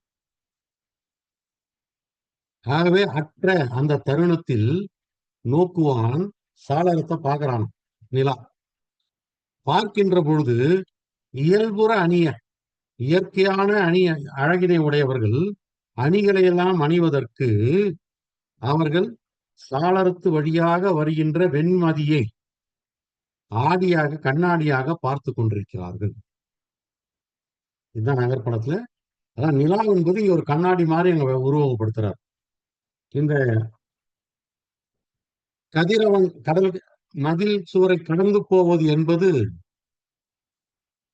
அது கொஞ்சம் உயர்வு, அளவுக்கு மீறி உயர்வு நார் செடி. ஆனால் பெண்கள் எல்லாம் நிலா என்கின்ற கண்ணாடியை பார்த்து அவர்கள் தன்னுடைய அழகை திருத்திக் கொள்கிறார்கள் என்பது ஒரு அழகான ஊமை. சொல்லுங்க.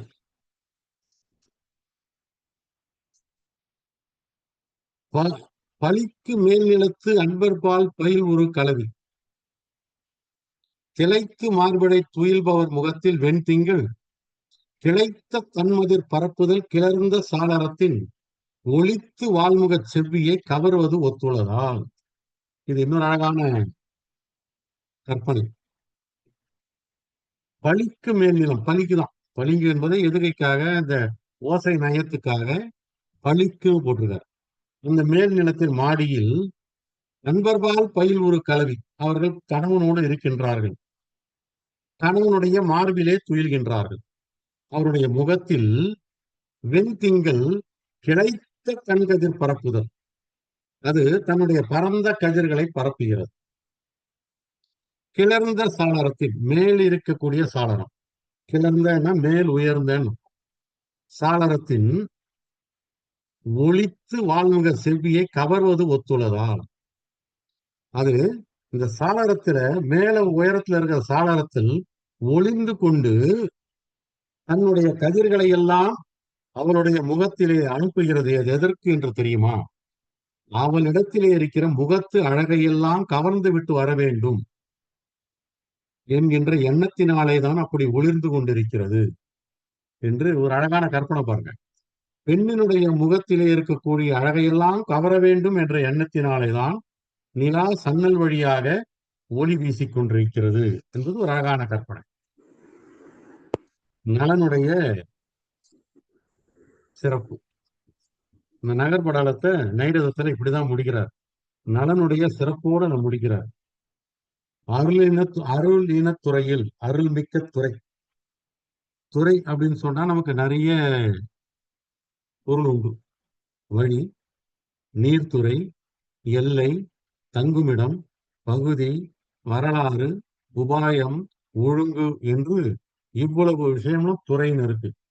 இந்த இடத்துல துறை என்பது தங்குமிடம், அருள் தங்கக்கூடிய இடம். எது? நலனுடைய மனம். நல்லறத்தின் வேலி, உங்களுக்கு தெரியும், நல்லறத்தினுடைய வேலியாக விளங்கக்கூடியவன் நலன். சொல் தெருளுரு கல்வி தெய்வம். பாருங்க, அறிவு தெளிவு. தெருள் உருன்னா, தெருள்னா அறிவு தெளிவு. அறிவு தெளிவை தரக்கூடிய கல்வி தெய்வம். கல்வியை தெய்வமாக இங்க உருவகப்படுத்துறார்.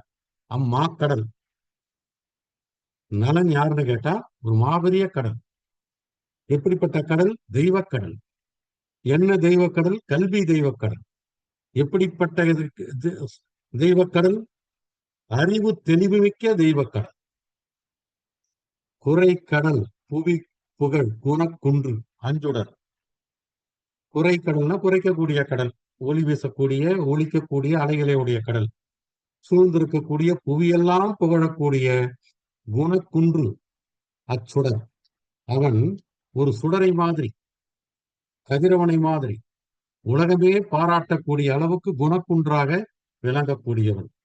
எரி தவழ் அலங்கள், ஒளியினை உடைய, நெருப்பினை உடைய. மாலை வேல்னு போட்டிருக்கீங்க. மாலைக்கு எரியும் தமிழும் ஒப்புமே வராது. ஆக நாம் இது எப்படி பொருள் கொள்ளணும்னா, ஒளி வீசக்கூடிய, நெருப்பு தவழக்கூடிய வேல் வைத்திருக்கக்கூடிய, மாலை அணிந்திருக்கக்கூடிய அரசர்களுக்கெல்லாம் ஏறு போன்றவன் என்று நலனை சொல்கிறார். இங்க அந்த அரசர்களுக்கு தான் இவ்வளவு ஊமை. ஒளி வீசக்கூடிய நெருப்பு போன்ற வேலை உடைய அரசர்கள், மாலை அணிந்த அரசர்கள், இவர்களுக்கெல்லாம் ஏறுபோல் திகழ்ந்து கொண்டிருப்போர் நலன் என்று மேடகத்திலே ஒரு 6 பாட்டு நம்ம பார்த்திருக்கோம். நம்ம சுருக்கி சொல்றதா இருந்தா சொல்லிடுறோம். போதும், நீங்க அங்க கொண்டாந்துருங்க. முதலில் கொண்டாந்துருவோம். அடுத்த முறை அண்ணன் பார்ப்போம். ம்.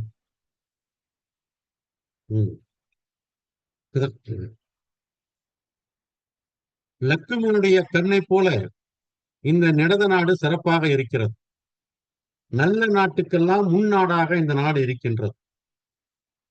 இங்கே அதனுடைய நகரத்தினுடைய சிறப்பு என்னவென்று சொன்னால், நல்ல கல்விமான்கள் இங்கே வாழ்கின்ற நகரமாக இது இருக்கின்றது. அங்கே பெண்களெல்லாம் தன் உடம்பிலே இருக்கக்கூடிய செழுமையான சந்தன சேற்றை எடுத்து கீழே வீசி விடுகிறார்கள். அவ்வளவு சேர் விழுகிறது. அதனாலே அங்க நடக்கின்ற மிகப்பெரிய களிர் கூட வழுக்கி கீழே விழுந்து விடுகிறது. அப்படிப்பட்ட நகரம் அந்த நகரம். இங்கே பெண்கள் எல்லாம் தலை குளித்து விட்டு அவர்கள் புகை போட்டு உலர்த்துகின்ற காரணத்தினால், அகில் புகை போட்டு உலர்த்துகின்ற காரணத்தினால் அந்த அகில் புகை வானம் வரை சென்று மேகத்தோடு கலந்து விடுகிறது. கலந்து விடுகிற காரணத்தினால் பெய்கின்ற மழையிலே கூட அந்த அகில் கமிழ்ந்து கொண்டு வருகின்றது. இந்த நாட்டினுடைய சிறப்பு என்னவென்று சொன்னால், அங்கு இருக்கக்கூடிய வில்கள் தான் வெப்பத்தை தரக்கூடிய அல்லது கொடுமையான வில்கள் தான் வளையக்கூடியவை. பெண்களுடைய குழல்கள் தான் சோர்ந்து போகக்கூடியவை. சிலம்புகள் தான் வாய்விட்டு அலறக்கூடியவை, அழக்கூடியவை. குளிக்கின்ற காரணத்தினால் தாமரைதான் அங்கும் இங்கும் அலையக்கூடியவை. பெண்களுடைய கண்கள் தான் விலகி போகக்கூடியவை. மற்றபடி அங்கே கோணலான செய்தி எதுவும் இல்லை. சோர்வடைபவர் யாரும் இல்லை. மெய்நெறியை விட்டு விளங்குபவர்கள் யாரும் இல்லை. கலங்குபவர்கள் யாரும் இல்லை என்பது அந்த பாட்டு, அந்த நாடு. அங்கே அவர்கள் ஆய்வு செய்வதெல்லாம் நூலைத்தான் ஆய்வு செய்கிறார்கள். நூல் அறிவு மிக்கவர்கள். அங்கே தெரியாதது எது என்று சொன்னால் நூல் இடை. அந்த நகரத்திலே இல்லாதது எது என்று சொன்னால் இரத்தல், கையேந்துதல். அங்கே எல்லோரும் இகழ்வது எது என்று சொன்னால் வஞ்சகம், ஒழுக்கம் அங்கே நிறைந்திருக்கின்றது. அந்த நிடத நாடு எதனோடு ஒப்பிடலாம் என்று சொன்னால் முரணை நகரோடு ஒப்பிடலாம். முரணை நகர் எது என்று சொன்னால் வள்ளுவ நாட்டினுடைய நகர். வள்ளுவ நாட்டை ஆண்டவன் யார் என்று சொன்னால் சந்திரன் சொர்க்கி. சந்திரன் சொர்க்கி எப்படிப்பட்டவன் என்று சொன்னால் மறைப்படி, மனு மறைப்படி அவன் ஆட்சி செய்தவன். அவனுடைய வலிமையான தோளிலே திருமகள் வீற்றிருப்பான். அவன் அழகிய பூக்களை மாலையாக அணிந்திருக்கக்கூடியவன். அப்படிப்பட்ட முரணை நகரோடு அந்த மாவிந்த நகரை ஒப்பிடலாம் என்பது இந்த பாட்டு. நலனுடைய பெருமையை சொல்கின்ற பொழுது, அந்த வண்டுகள் எல்லாம் மலரிலே இருக்கக்கூடிய தேனை எடுக்காத காரணத்தினால் அந்த தேன் அப்படியே இருக்கின்றது. பெண்களுடைய மாலையிலே இருக்கக்கூடிய தேன் நலனுடைய உடம்பிலேயும், நலனுடைய உடம்பிலே உடம்பிலே இருக்கக்கூடிய மாலையிலே இருக்கக்கூடிய தேன் பெண்கள் உடம்பிலேயும் பரிமாறிக்கொள்கிறார். அவன் எப்படிப்பட்டவன்? எந்த போர்க்களத்திலும் புறமுதுகு காட்டி ஓடாதவன். அவன் எப்படிப்பட்டவன்? வெண்கொடை வைத்துக் கொண்டு ஆட்சி செய்யக்கூடியவன். அவனுடைய செங்கோலுடைய சிறப்பு, நலனுடைய செங்கோலுடைய சிறப்பு, குளிர்ச்சியான வெண்கொற்ற குடையை வைத்திருப்பவன், செம்மையான அறத்தின்படி ஆட்சி நடத்துபவன், மிக சிறப்பாக தன்னுடைய நாட்டை காப்பாற்றிக் கொண்டிருப்பவன். அவனுடைய நாட்டில் பெண்கள் உணவூட்டக்கூடிய பைக்கிலியும் வல்லமையான பருந்தும் இரண்டுமே ஒரே கூட்டில் வாழக்கூடிய அளவிற்கு அங்கே அறம் சிறந்திருக்கிறது என்பதை அவர் காட்டுகிறார்.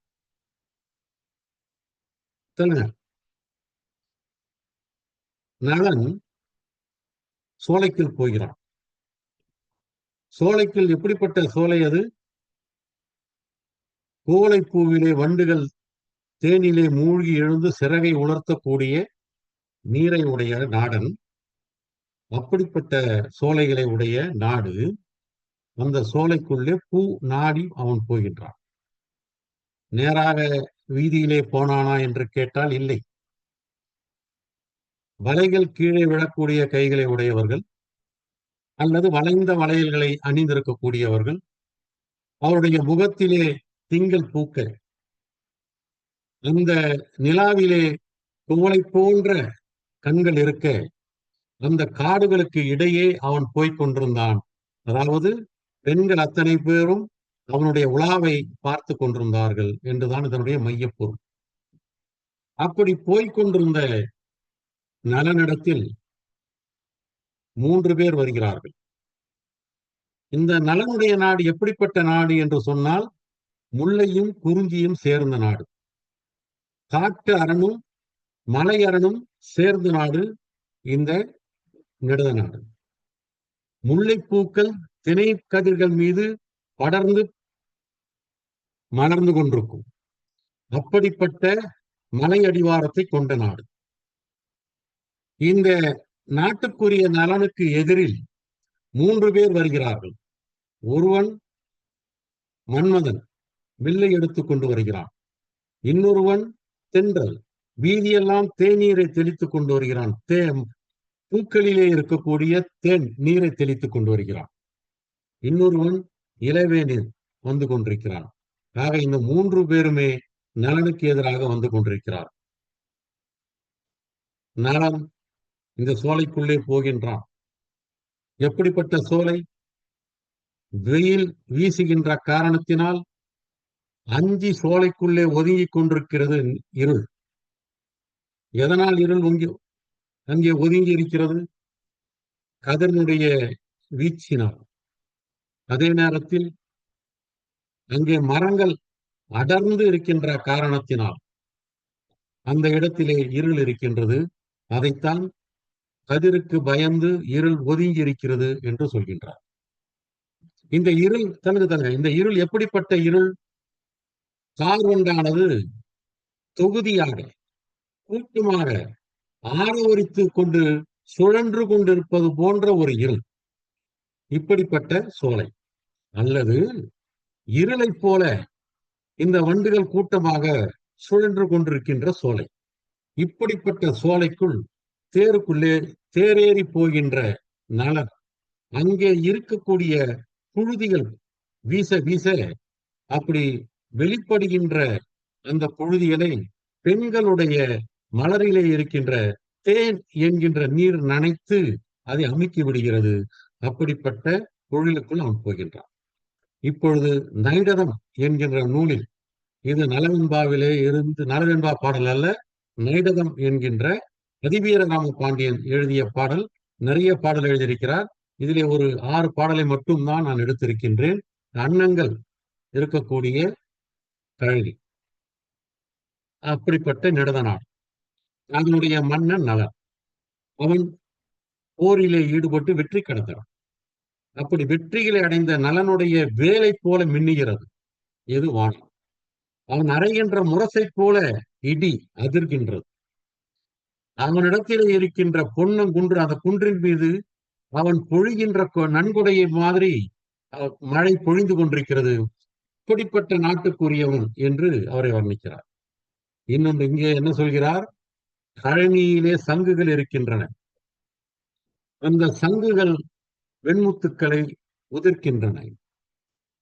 கரும்புகள் வெண்முத்தை ஈன்றெடுக்கின்றன. தாமரை பூக்கள் வெண்முத்தை பெற்றெடுக்கின்றன. இதையெல்லாம் பார்க்கின்றது குமுதம், அல்லி, ஆம்பல். இவையெல்லாம் இரவிலே மலரக்கூடிய பூக்கள்.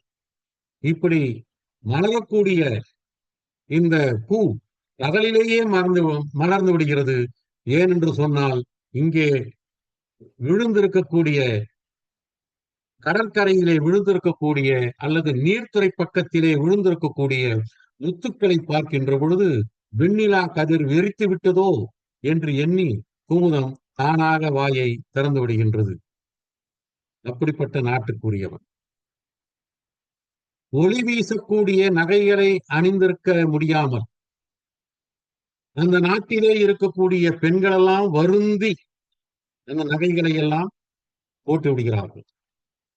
அசையாது இருக்கக்கூடிய அந்த மணியையும் முத்தையும் முற்றத்திலே பார்க்க முடியும்.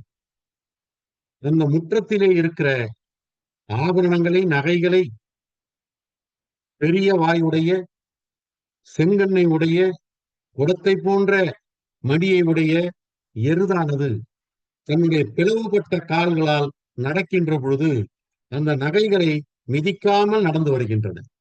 அப்படி மிதிக்காமல் நடந்து வருகின்ற காரணத்தினால் அதனுடைய கால்களுக்கு வலி ஏற்படுகின்றது. அதை அவை பொருட்படுத்தவில்லை. அழகான ஓமை. கதிரவன் வானத்திலே வருகின்றான். அவனை தடுத்து நிறுத்துகின்ற அளவுக்கு அந்த காலத்திலே உயர்ந்த மதில்கள் இருக்கின்றன. அந்த மதில்களுடைய கதவுகள் திறக்கப்படுகின்றன. கதவுகள் திறக்கப்படுகின்ற காரணத்தினாலே அவன் லேசாக மதில்களை கடந்து போய்விடுகின்றான். இது ஒரு கற்பனை. இது ஒரு அதீதமான கற்பனை. வழக்கம் போல மதில்களை இடிக்கும் கதிர் என்று நாம் பார்த்துக் கொண்டிருக்கிறோம். இங்கே ஒரு கற்பனை. இந்த பெண்கள் எல்லாம் தன்னை அலங்காரம் செய்து கொள்கின்ற பொழுது சன்னனுடைய வழியாக தெரிகின்ற வெண்மதியானது, நிலாவானது ஒரு கண்ணாடி மாதிரி விளங்குகிறது. ஆகவே அந்த கண்ணாடியில் தன்னுடைய முகத்தை பார்த்து அவர்கள் அலங்கரித்துக் கொள்கிறார்கள் என்பது ஒரு அழகான புதிய கற்பனை. இன்னொரு கற்பனை, பெண்களுடைய கணவனுடைய மார்பிலே துயின்று கொண்டிருக்கின்ற பெண்களுடைய வெண்மையான முகத்திற்கு இந்த திங்களானது போய் விழுகிறது. திங்களுடைய கதிர் போய் விழுகிறது. எப்படி சாளரத்தின் வழியாக போய் விழுகிறது. அப்படி விழுகின்ற பொழுது அந்த ஒளி வீசக்கூடிய முகத்திலே இருக்கக்கூடிய அந்த அழகை திருடிக் கொண்டு வருவதற்காகத்தான் அப்படி அது செய்கிறது என்கின்ற ஒரு புதுமையான கற்பனையை இங்கே நாம் பார்க்கின்றோம்.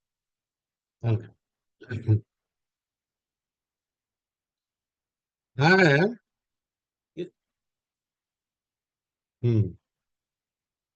நலனுடைய பெருமையை சொல்லக்கூடிய நகர படலத்திலே இறுதியான படம் நலன் அருளினுடைய வீடாக விளங்குகின்றான் அல்லது அருள் தங்குமிடமாக இருக்கின்றான். அறத்தினுடைய வேலியாக இருக்கின்றான். கல்வி கடலாக, தெய்வ கல்வி கடலாக விளங்குகின்றான். உலகமே போற்றக்கூடிய குணக்குன்றாக இருக்கின்றான். நெருப்பு போல் ஒளி வீசக்கூடிய வேல்களை ஏந்தி இருக்கக்கூடிய அரசர்களுக்கெல்லாம் அவன் நேராக இருக்கின்றான் என்று அவனுடைய அருள், அவனுடைய அறம், அவனுடைய கல்வி, அவனுடைய வீரம் எல்லாவற்றையும் அவனுடைய குணம் என்று ஐந்தையும் இந்த இடத்திலே விளக்கி சொல்கின்றார் அதிவீர ராமபாண்டியர் என்று சொல்லி, அடுத்த கட்டம் எண்ணத்தினுடைய சந்திப்பு என்று சொல்லி இத்துடன் என்னுடைய முறையை முடிக்கின்றேன். வணக்கம். நன்றி. நான் ஆரம்பத்திலே கூறியது போல இன்றைக்கு நலபாகம் என்று சொன்னேன். அதை உண்மை என்று நிரூபித்து விட்டார் கேஜிஆர் அவர். ஏனென்றால் புகழேந்தி பாடலை மட்டும் சொல்லாமல் அதிவீர பாண்டியன் பாடலையும் எடுத்து நைடத்தில் இருந்து நகரத்தின் அழகினையும் சிறப்பினையும் நாட்டுடைய வளத்தையெல்லாம் எடுத்து கூறி நம்மை மகிழ்வித்தது ஒரு நலபாகத்தை நாம் அருந்தியது போன்ற ஒரு உணர்வை நமக்கு கொடுத்திருக்கிறது என்றால் அது மிகையல்ல. இப்படி தான் படித்ததை மற்றவர்களோடு பகிர்ந்து கொள்ள வேண்டும்.